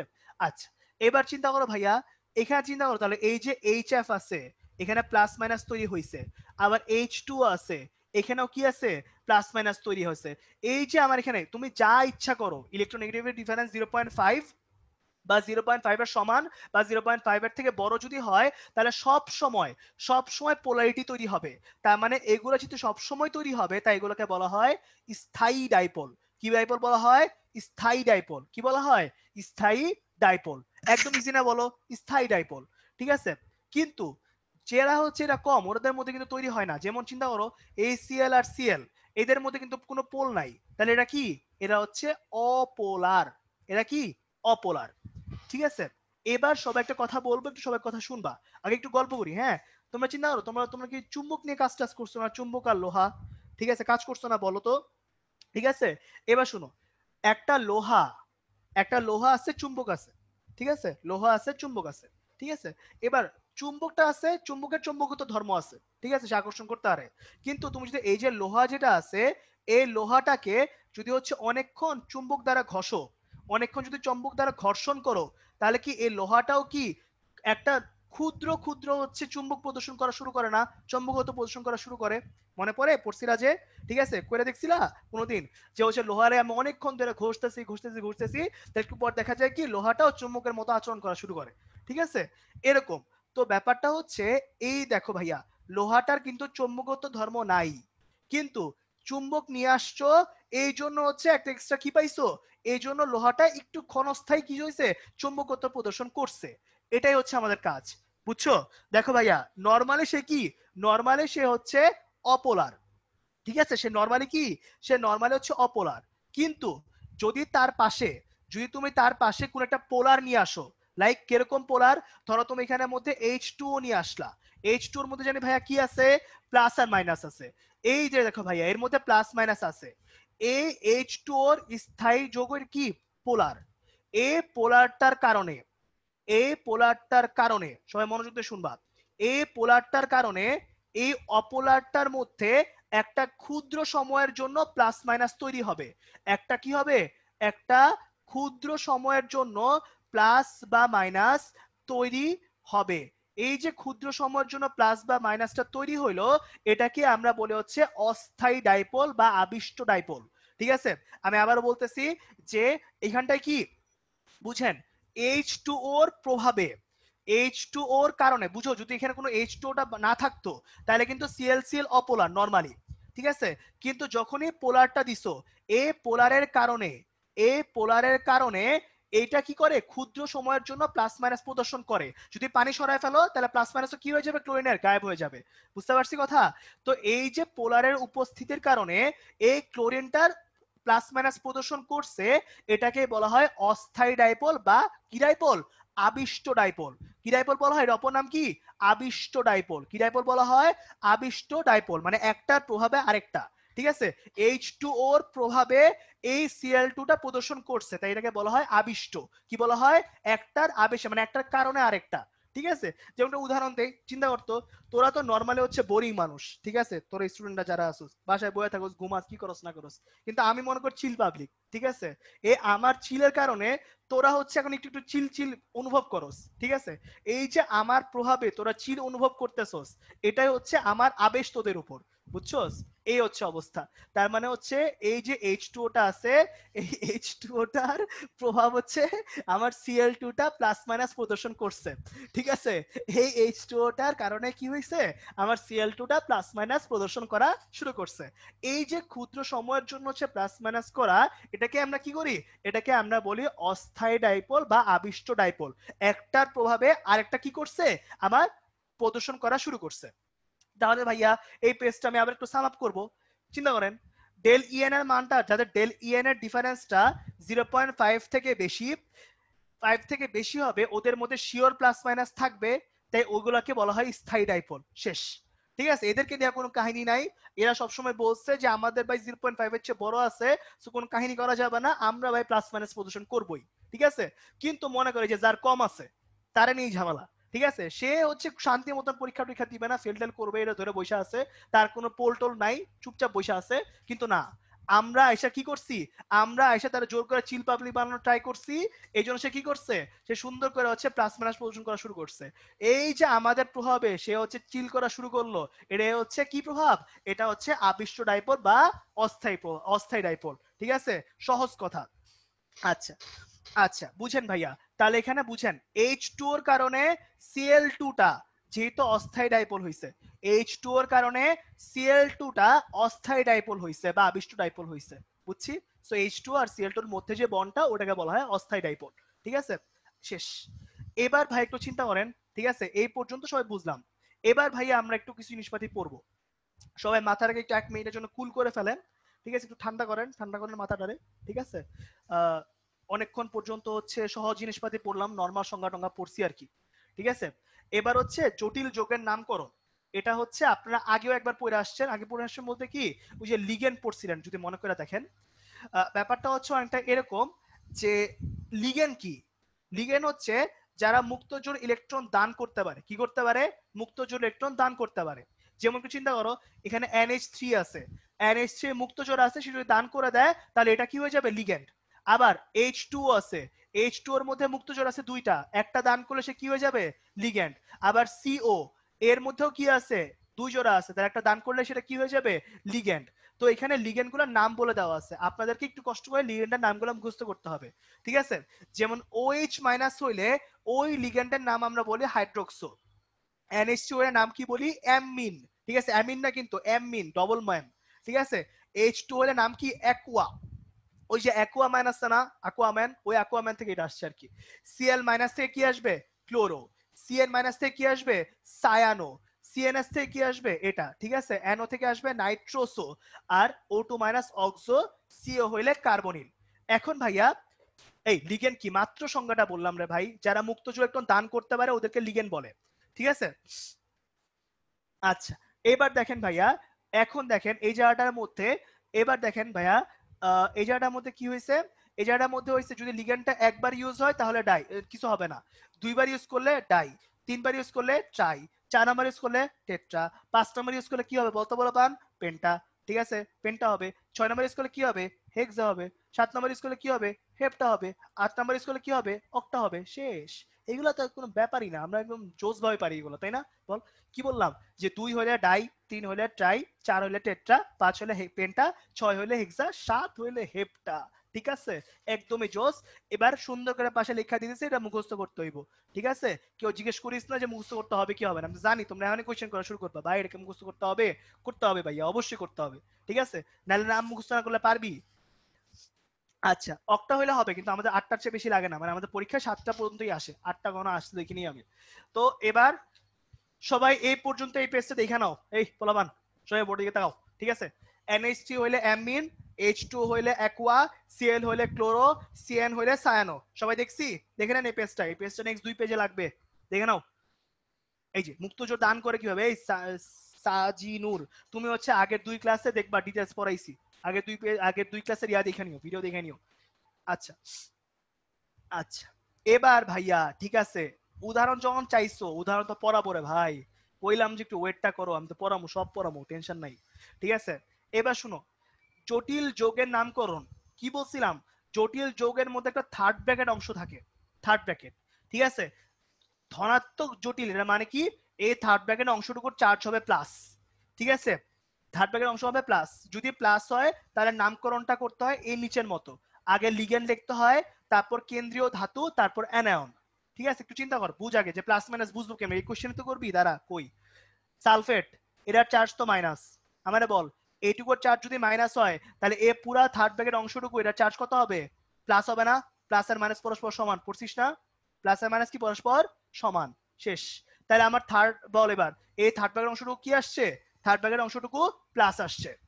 তাহলে এবার দেখ রুলটা কি বলছে, দেখ রুলটা কি বলছে, ধনাত্মক জটিল আয়ন হইলে সবার আগে সবার আগে বসবে হচ্ছে লিগ্যান্ড, থার্ড ব্র্যাকেটের মধ্যে ধাতু বাদ দিয়ে যা থাকবে ওটাই লিগ্যান্ড।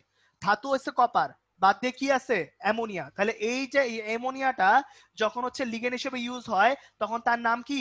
তখন তার নাম হচ্ছে অ্যামিন। কি নাম? অ্যামিন। কি নাম?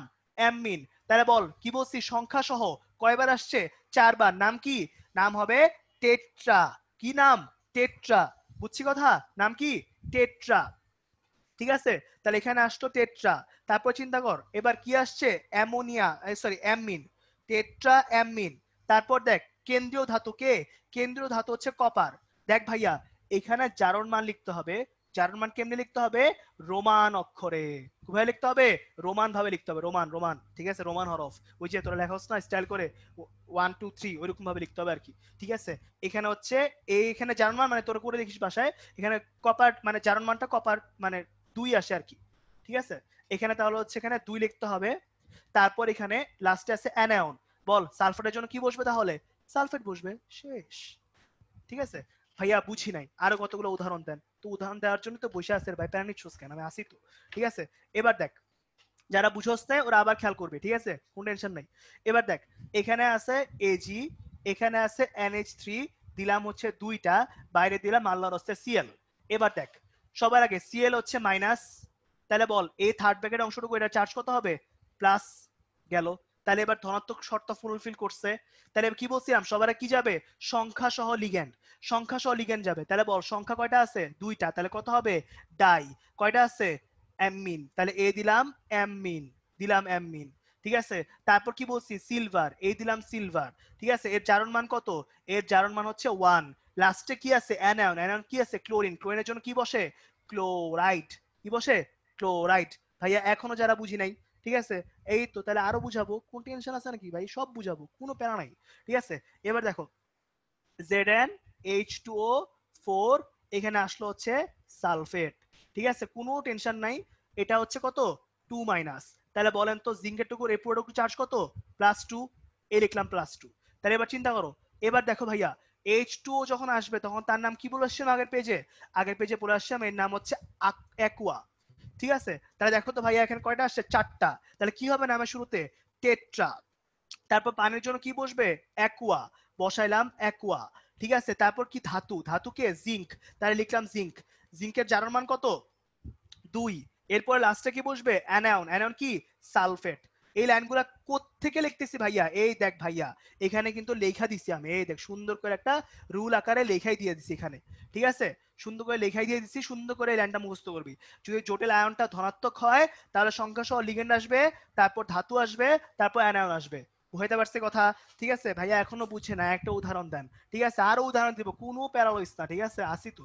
ঠিক আছে, এবার দেখ, এই জায়গাটার মধ্যে ধর এখানে কি আছে, এখানে ধর আছে হচ্ছে এখানে ধর আছে হচ্ছে কোবাল্ট, তারপর NH3, ধর হইলো 3টা আছে, 3টা, বাইরে আছে Cl3, এরকম আছে। হ্যাঁ, এবার তাহলে দেখতো ভাইয়া, এই জায়গাটার মধ্যে NH3 আছে, তাহলে দেখ NH3 কয়টা আসছে, 3টা, এটা 3টা। হ্যাঁ, তাহলে এটা আসলে কত, ট্রাই। অ্যামোনিয়ার জন্য কি বসে, অ্যামোনিয়ার জন্য বসে অ্যামিন, তাহলে বসলাম অ্যামিন, এটা কি লেগেন্ড হয়েছে এই জন্য, তাহলে এটা বসলো ট্রাই অ্যামিন। কোবাল্টের জন্য কোবাল্টই বসবে, লিখলাম কোবাল্ট। ব্র্যাকেটে কি লিখতে বলছি, জারণ মান, জারণ মান কত, 3, বসাইলাম 3। বাইরে কি আছে, ক্লোরিন, তাহলে কি বসাবো, ক্লোরাইড। এই হচ্ছে আমার জটিল যৌগের নামকরণ। ঠিক আছে, এটা কার জন্য, ধনাত্মক অংশের জন্য। ভাই ঋণাত্মক অংশে কি আমরা এখনো যাবে গেছি, যাই নাই, এখন যাব, কোনো টেনশন নিও না, সব বুঝাবো, কোনো প্যারা নাই। ঠিক আছে, এবার দেখো, এবার হচ্ছে আমার থার্ড ব্র্যাকেট মানে জটিল অংশটা কি হবে, মাইনাস হবে। কি হবে, মাইনাস হবে। ঠিক আছে, এই জায়গাটা কি হবে, মাইনাস হবে। আচ্ছা, এবার দেখো, এই জায়গাটার মধ্যে চিন্তা করো তো, ধাতুর চার্জ হচ্ছে +3, পটাশিয়ামের একটা চার্জ +1, 3টা চার্জ +3। তাহলে আমাকে বলেন, এই যে পুরাটুকু আছে এটার চার্জ কত হবে, -3। সহজ, একদম সহজ। ঠিক আছে, তার মানে আমাকে বল এই উপরের শর্ত কি ফুলফিল হয়েছে, ঋণাত্মক আয়ন কি মাইনাস আসছে, আসছে কিন্তু।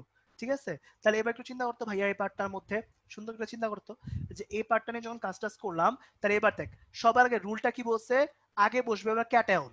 তাহলে দেখতো ভাইয়া, ক্যাটায়ন হিসেবে কি আসছে, পটাশিয়াম আসছে, তাহলে দিলাম হচ্ছে কি, পটাশিয়াম দিলাম। এরপরে কি, এরপর লিখবো সংখ্যা সহ লিগ্যান্ড। লিগ্যান্ড কে কি বলছিলাম, থার্ড ব্র্যাকেটের মধ্যে ধাতু বাদ দিয়ে যা থাকবে, মনে রাখবি, থার্ড ব্র্যাকেটের মধ্যে ধাতু বাদ দিয়ে যা আছে ওটাই কি, লিগ্যান্ড। থার্ড ব্র্যাকেটের মধ্যে আছে Fe, আছে কে, Cn। Fe তো ধাতু, তাহলে Cn কি হবে, লিগ্যান্ড হবে। তাহলে দেখ Cn কয়বার আসছে, 6 বার, তাহলে এখানে কি লিখবো, হেক্সা। আর Cn এর নাম কি, Cn এর নাম হচ্ছে সায়ানো, Cn এর নাম কি, সায়ানো, তাহলে হচ্ছে হেক্সা সায়ানো। ঠিক আছে, তারপর কি বলছে, কেন্দ্রীয় ধাতু, কেন্দ্রীয় ধাতু কি আছে, Fe। Fe কি, Fe হচ্ছে তাহলে ফেরেট। এখানে দিব লাস্টে কি, জারণ মান, জারণ মান কত, জারণ মান হবে 3। এই জারণ মান কেমনে বের করে, পারস তো বলবার নাকি, দেখাই দিই তাও, এই দেখ তোরা পারস তো, একটু বলে দিই, জানি তোদের ঝামেলা হইতেই পারে। 3 তার একটু মনোযোগ দিই, এটা x, আর সাইনের একটার জন্য মান কত, -1 × 6 = -3। সো সলভ করলে x এর মান +3 আসে, সো জারণ মান হচ্ছে +3। হ্যাঁ, এভাবে বের করতে হবে, যে 9 10 এর মতো আর কি, বুঝছস, আর কিছু না। আর ভাইয়া বুঝি নাই, আরেকবার বুঝান। ওকে, আরেকবার বুঝাবো, প্যারা আছে নাকি, আমার কাজই তো বুঝানো, কোনো টেনশন নাই। হ্যাঁ, আচ্ছা, দেখ আবার, দেখ তো ভাই এখানে কি আসছে এবার, +4 আসছে। কেন? কারণ 4টা পটাশিয়াম।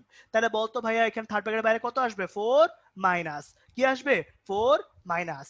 ঠিক আছে, তাহলে সবার আগে কি বসবে? সবার আগে বসবে হচ্ছে পটাশিয়াম। তারপর কি? তারপর বসলাম third bracket, third bracket minus আসছে, তাহলে আগে কি বসবে? লিগ্যান্ড। লিগ্যান্ড কয়টা আছে? 6টা। তাহলে কি বসবে? হেক্সা। তারপর দেখ এখানে কি আসছে? হেক্সা। তারপর কি বসবে? সায়ানো। তারপরে আবার ফেরেট, কিন্তু এবার কি আসবে? 2 আসবে। কি আসবে এবার? 2। কেন 2 দিছি বলতো বলবান? কেন 2 দিছি? কারণ হচ্ছে এবার হচ্ছে আমার জারণ মান কত? Fe2+। Fe2+ মানে কত বলতো? Fe2+ মানে হচ্ছে জারণ মান 2। ভাইয়া এখনো বুঝি না, একটা উদাহরণ কি দিবেন? অবশ্যই দিব, কোনো টেনশন নিস না, ঠিক আছে?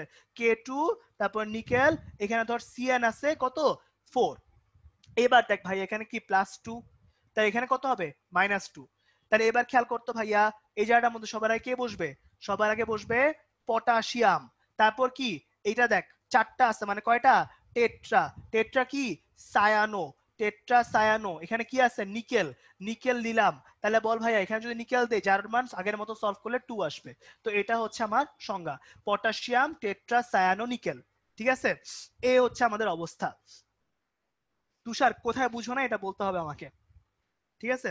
তুষার কই বুঝি না এটা বলেন। তুষার কই বুঝি না এটা বলেন, স্পেসিফিক বলেন তুষার, কই বুঝেন নাই? নিকেল 2, হ্যাঁ সবাই ঠিক বলছেন। এই জায়গাটার মধ্যে না না ওইগুলো লাগবে না, যেহেতু তুমি ফার্স্টে জারণ মান বলে দিছো, সো ফেরাস ফেরিকের কাহিনী নেই, কোনো প্যারা নাই। আচ্ছা, এই জায়গাটার মধ্যে ঠিক আছে কাজ টাজ করছি। তারপর হলো কি রে, ওই তুষার কই গেল? ও না বললো এতক্ষণ বুঝি নাই, এখন জিজ্ঞেস করছে কই বুঝি না, এখন আর দেখি না, কি রে ভাই কই গেল? আচ্ছা আচ্ছা, গেল এই পর্যন্ত, ঠিক আছে? এই পার্টটা নিয়ে আমরা কাজ টাজ করলাম, ঠিক আছে? নিকেলের মধ্যে 8 দেওয়ার দরকার নাই, শুধুমাত্র ফেরাস ফেরিক এগুলোর জন্য 8 দিলেই হয়, ঠিক আছে? নিকেলের জন্য 8 দিলে হয় কি, নিকেল 8 হয়ে যায়, সো ওটা দিলেও চলে না দিলেও চলে, ঠিক আছে? সো 2 দিলে হয়ে যায় আর কি, ঠিক আছে? আচ্ছা, এবার পরের পেজটা খেয়াল করেন, এখানে আমি একটু বলে দিব, আগে কথা শুনবেন। পেন্টা মানে কত? 5। অ্যাকুয়া মানে পানি আছে 5টা। নাইট্রোসোর সংকেত হচ্ছে এটা। তাহলে এবার সুন্দর করে এখানটা 2 হবে, যেটা মিসিং আছে, হ্যাঁ 2 হবে, একটা রোমান 2 হবে। আচ্ছা, এটা আছে ফেরাস সালফেট, ঠিক আছে? এটা আছে। তো সবাই একটু সুন্দর করে এবার অ্যান্সার করে ফেলবেন, হ্যাঁ? আচ্ছা, সবাই একটু সুন্দর করে একটু অ্যান্সার করে ফেলবেন, হ্যাঁ? আচ্ছা, এবার হচ্ছে সবাই একটু সুন্দর করে অ্যান্সারটা করে ফেলেন। আমি হচ্ছে আপনাদেরকে একটু পোল কোশ্চেনটা থ্রো করতে চাই এবার। হ্যাঁ, সবকিছু বলে দিচ্ছি, নিচে কোনটা অ্যান্সার হবে এটা বলবেন, ঠিক আছে? এই যে চলে আসছে পোল কোশ্চেন। এবার হচ্ছে সবাই আমি টাইম কত দিব এটার জন্য? সব তো বইলাই দিছি। এবার যদি ভাই 80% না উঠে, ভাই হতাশ হয়ে কই যে যাবো আমি বুঝতাছি না।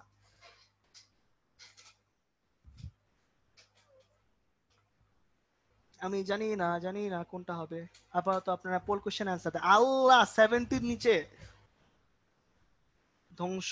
আল্লাহ কি যে বুঝাইতেছি আল্লাহই জানে, কি করতেছো তোমরা। না, তোমাদের সাথে গল্প করা যাবে না, তোমাদেরকে সিরিয়াসলি পড়াইতে হবে। তোমরা আসলে ভয়ানক অবস্থা।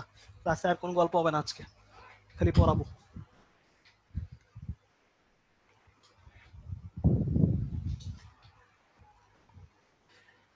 হ্যাঁ, আরো 10-15 সেকেন্ড আছে, নেন। বাকিরা যারা করেন না ওরা করে ফেলেন।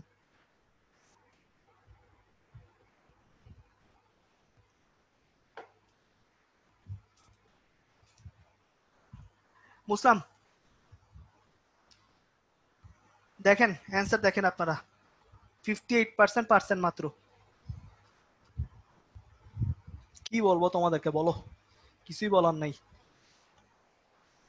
দেখো এবার লেখা দিলাম, দেখ এখানে এনও আছে, দেখো নাইট্রোসো মানে এনও।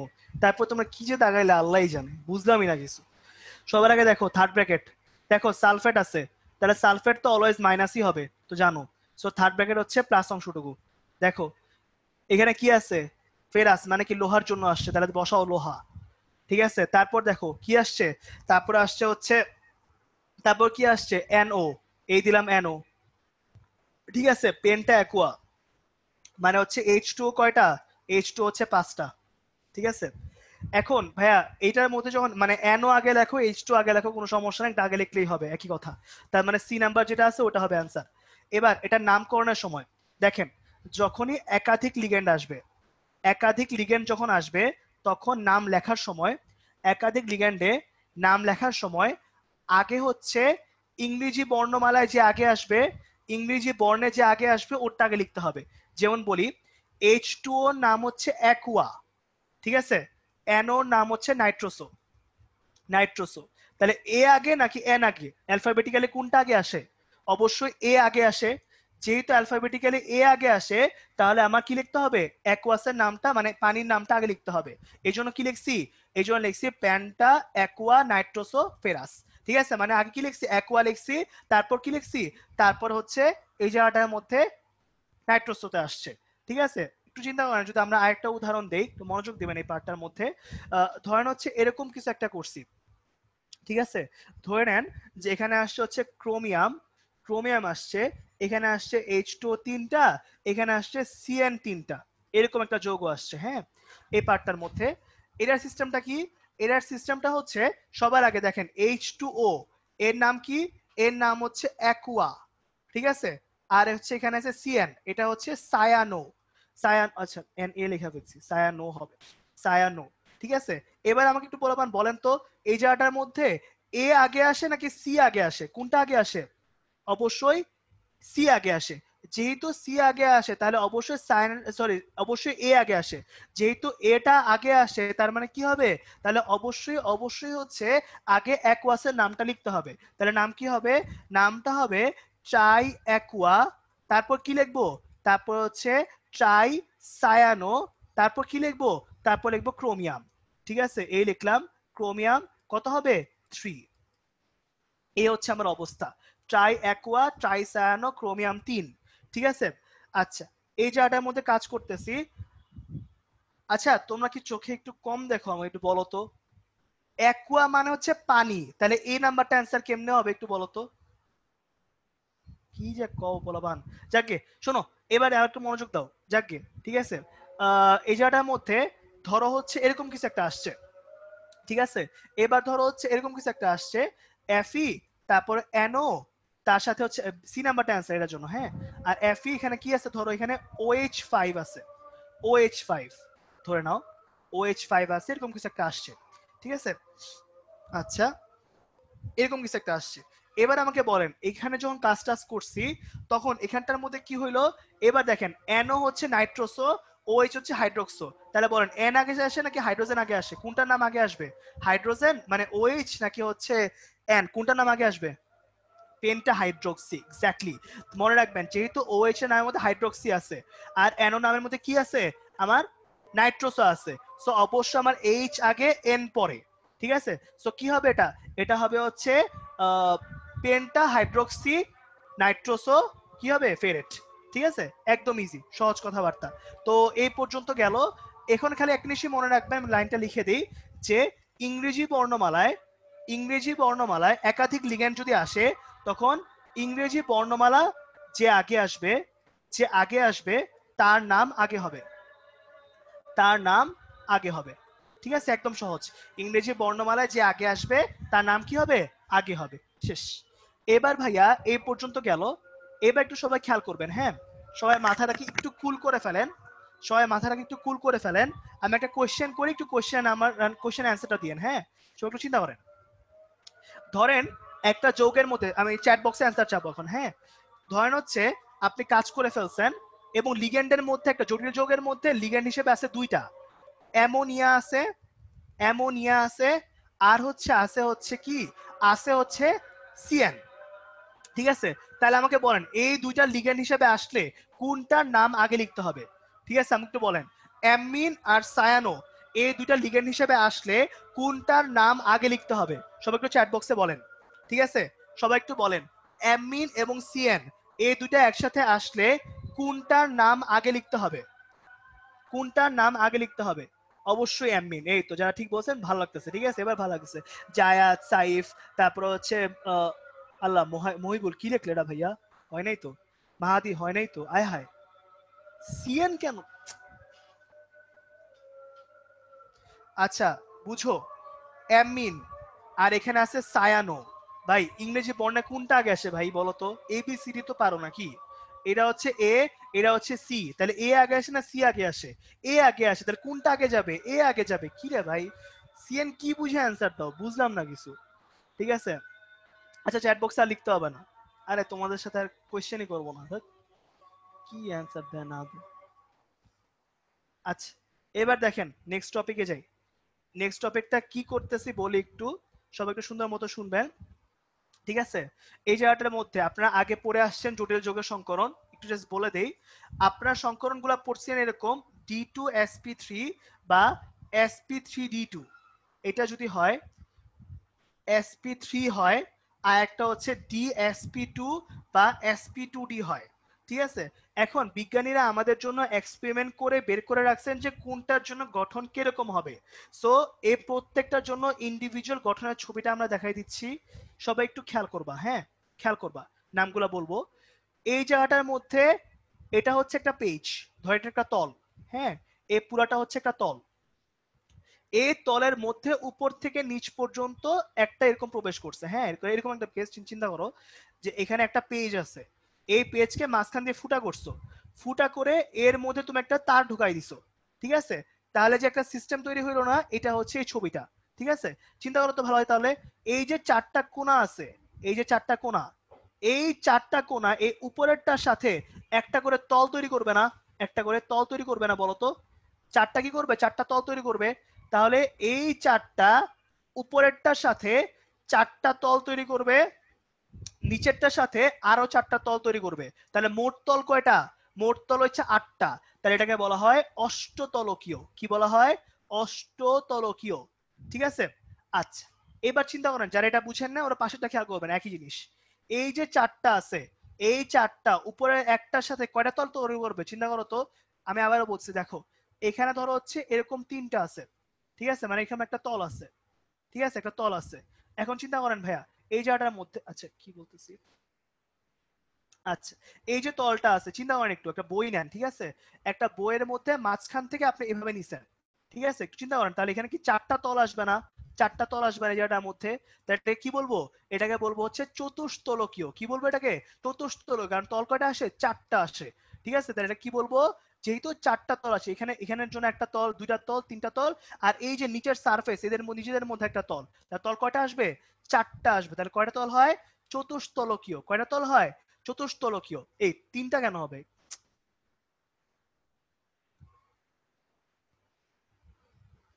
এটা 3D ছবি, এখানে আঁকাও যায় না যে আমি আঁকা দেখাবো। ঠিক আছে, এখন দেখো এই পার্টটার মধ্যে এরকম আছে, এখানে উপরে একটা, তাই তো? চিন্তা করো, এবার হচ্ছে অন্য কালার ইউজ করি। দেখো এবার ভালো মতন খেয়াল করবা।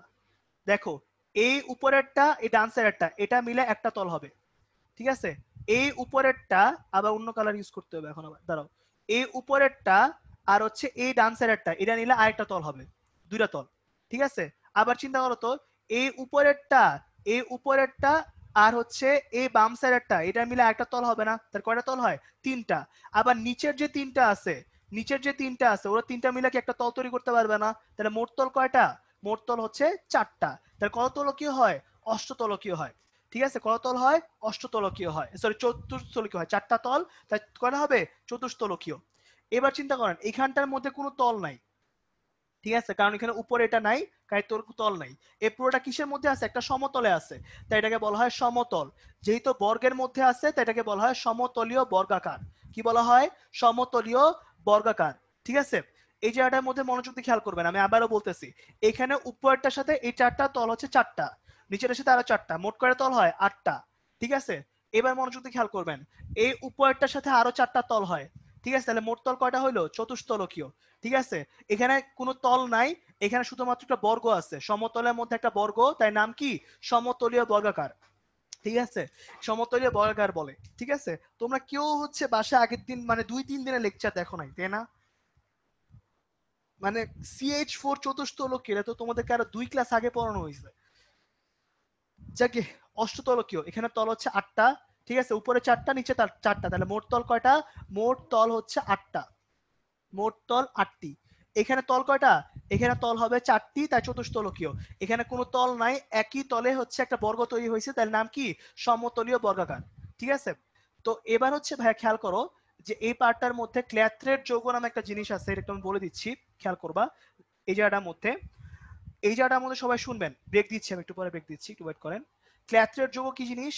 ক্ল্যাথ্রেট যৌগ হচ্ছে একটা এক্সপেরিমেন্টের থেকে একটা জিনিসপাতি আসছে, বলে দিচ্ছি, ওয়েট করেন, একটু ওয়েট করেন, আমি 5 মিনিটের মধ্যে ব্রেক দিচ্ছি, একটু ওয়েট করেন। ক্ল্যাথ্রেট যৌগ যেটা আছে সেটা কাহিনী কি?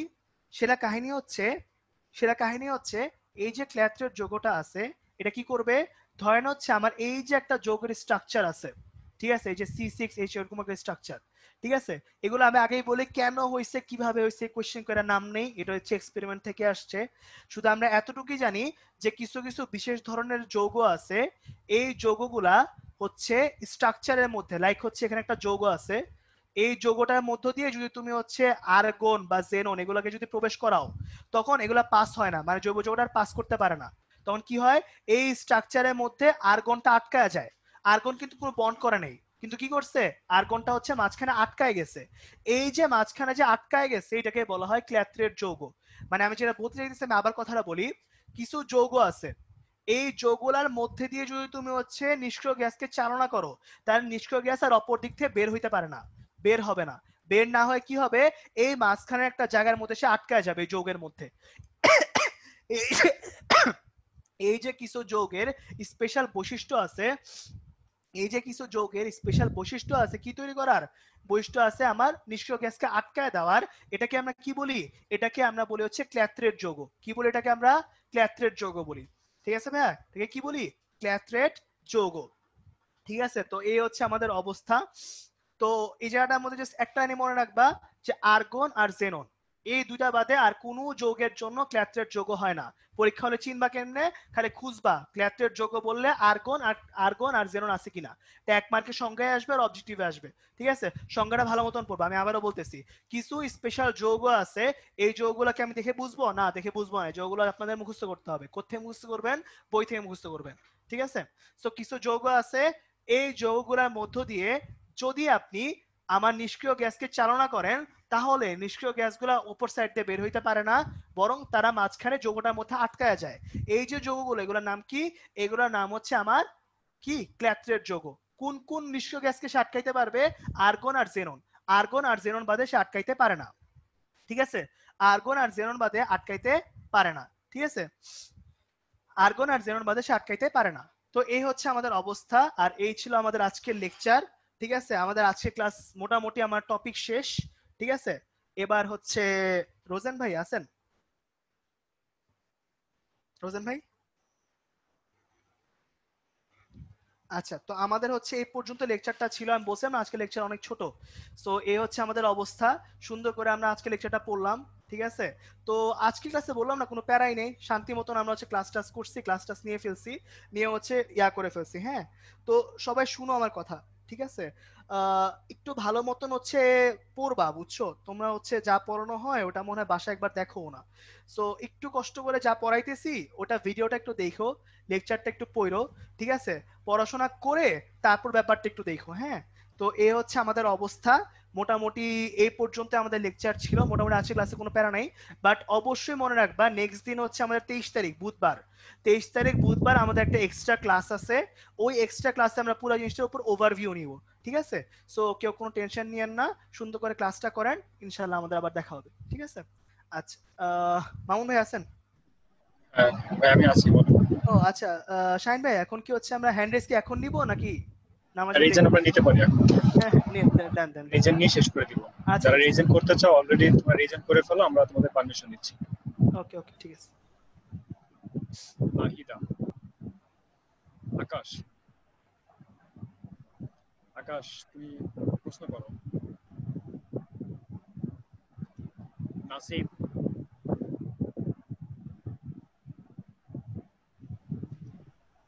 সামিন,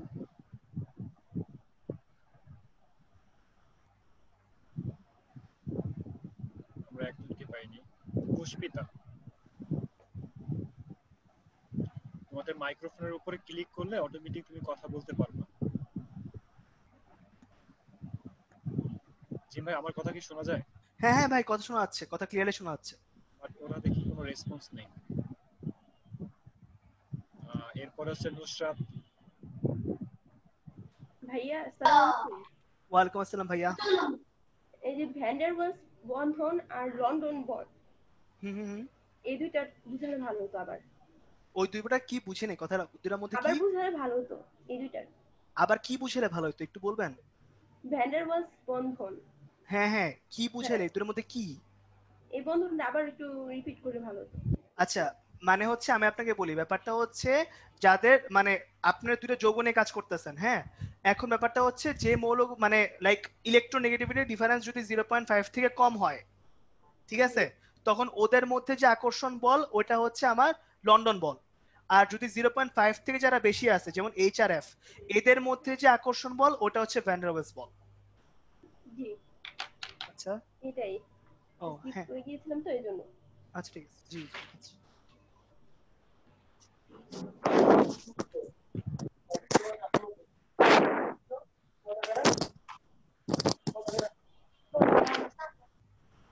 এটা আচ্ছা,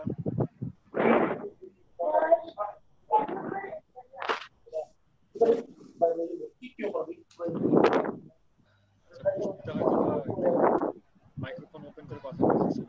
আকাশ আছো? আকাশ, নাসিব, সামিন?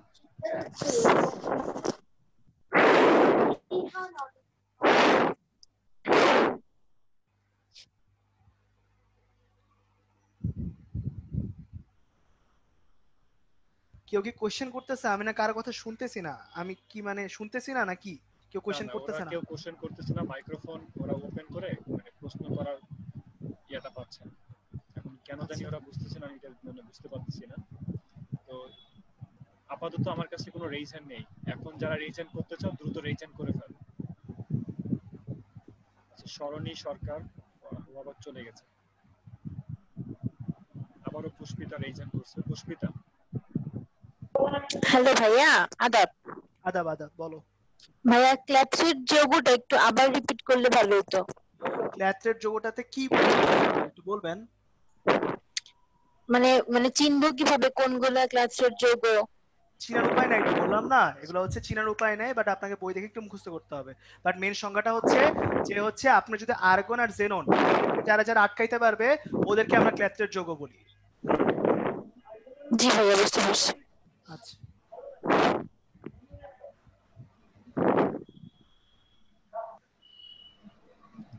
আচ্ছা এরপরে জুলফিকার। আসসালামু আলাইকুম ভাই।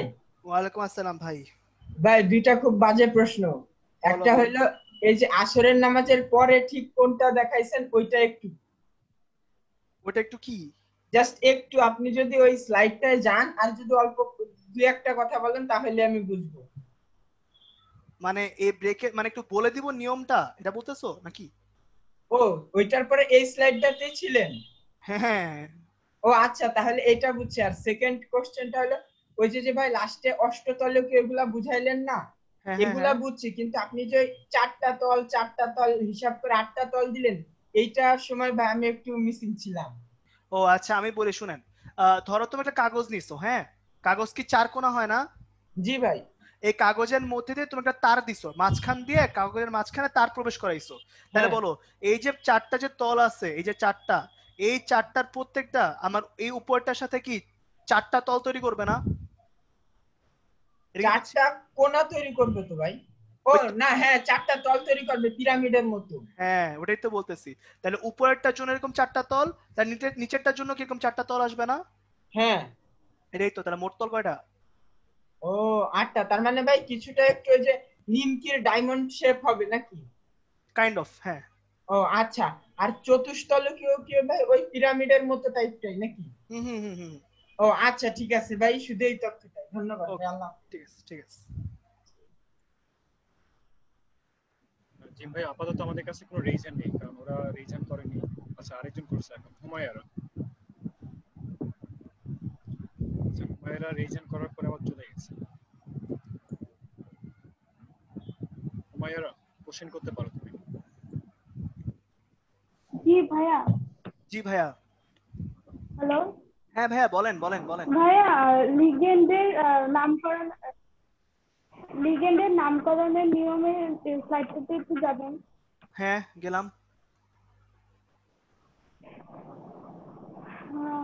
এর আগেটা বলেন। ভাইয়া এখানে ব্র্যাকেটের রোমান সংখ্যা 2 কেন দেওয়া হয়? রোমান সংখ্যা 2 কোথায় কই নামকরণের পাইছেন? কই এখানে 2 কোথায় পাইছেন? ওই নামকরণের ক্ষেত্রে এর পরেরটা যে কিছু উদাহরণ দিয়েছিলেন ওগুলো। হ্যাঁ হ্যাঁ হ্যাঁ, মানে বুঝি না এখানে কি হইছে, মানে চারণ মানটা দেখানোর জন্য না রোমান ওয়ার ইউজ করা হয়।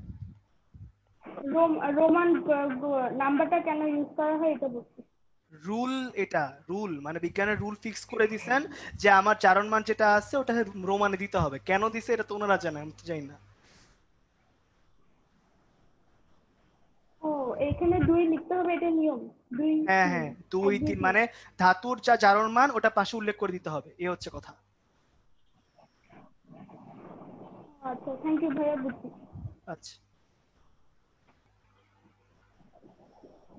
আচ্ছা তাহলে আমরা এখন শেষ করতে পারি ভাইয়া, কারণ আচ্ছা ভাই ঠিক আছে, তাহলে reason পোলাপান আর কেউ ভালো করেনি থাকো, এখন পর্যন্ত। আল্লাহ হাফেজ। নামাজের টাইম চলে যাচ্ছে, তো তো আবার ইনশাআল্লাহ পরের একদিন দেখা হবে। সবাই ভালো থাকো, সুস্থ থাকো, আল্লাহ হাফেজ। আচ্ছা তোমরা হয়তো বা জানো তোমাদের এখন থার্ড পর্বে ভর্তি চলতেছে, তো উদ্ভাসের ওয়েবসাইটে ভিজিট করে থার্ড পর্বের নিয়মগুলো ফলো করে এডমিশন হয়ে যাবে। আর থার্ড পর্ব শুরু হবে তোমাদের অক্টোবরের 4 তারিখ থেকে। তো আর আরেকটা নিউজ আছে যে আমাদের প্রথম পর্ব আবার নতুন করে আমরা শুরু করতেছি। তো এতে দেখা যায় যারা মিস করে ফেলছো তারা চাইলে প্রথম পর্বে আবারও অ্যাড করতে পারবা, ক্লাস করার সুযোগ পাবা তোমরা। তো ওইখানেও তোমার হচ্ছে এডমিশনের একটা বিষয় আছে, পেমেন্ট করে তোমাকে এডমিশন হতে হবে, মানে অ্যাড করে নিতে হবে কোর্স।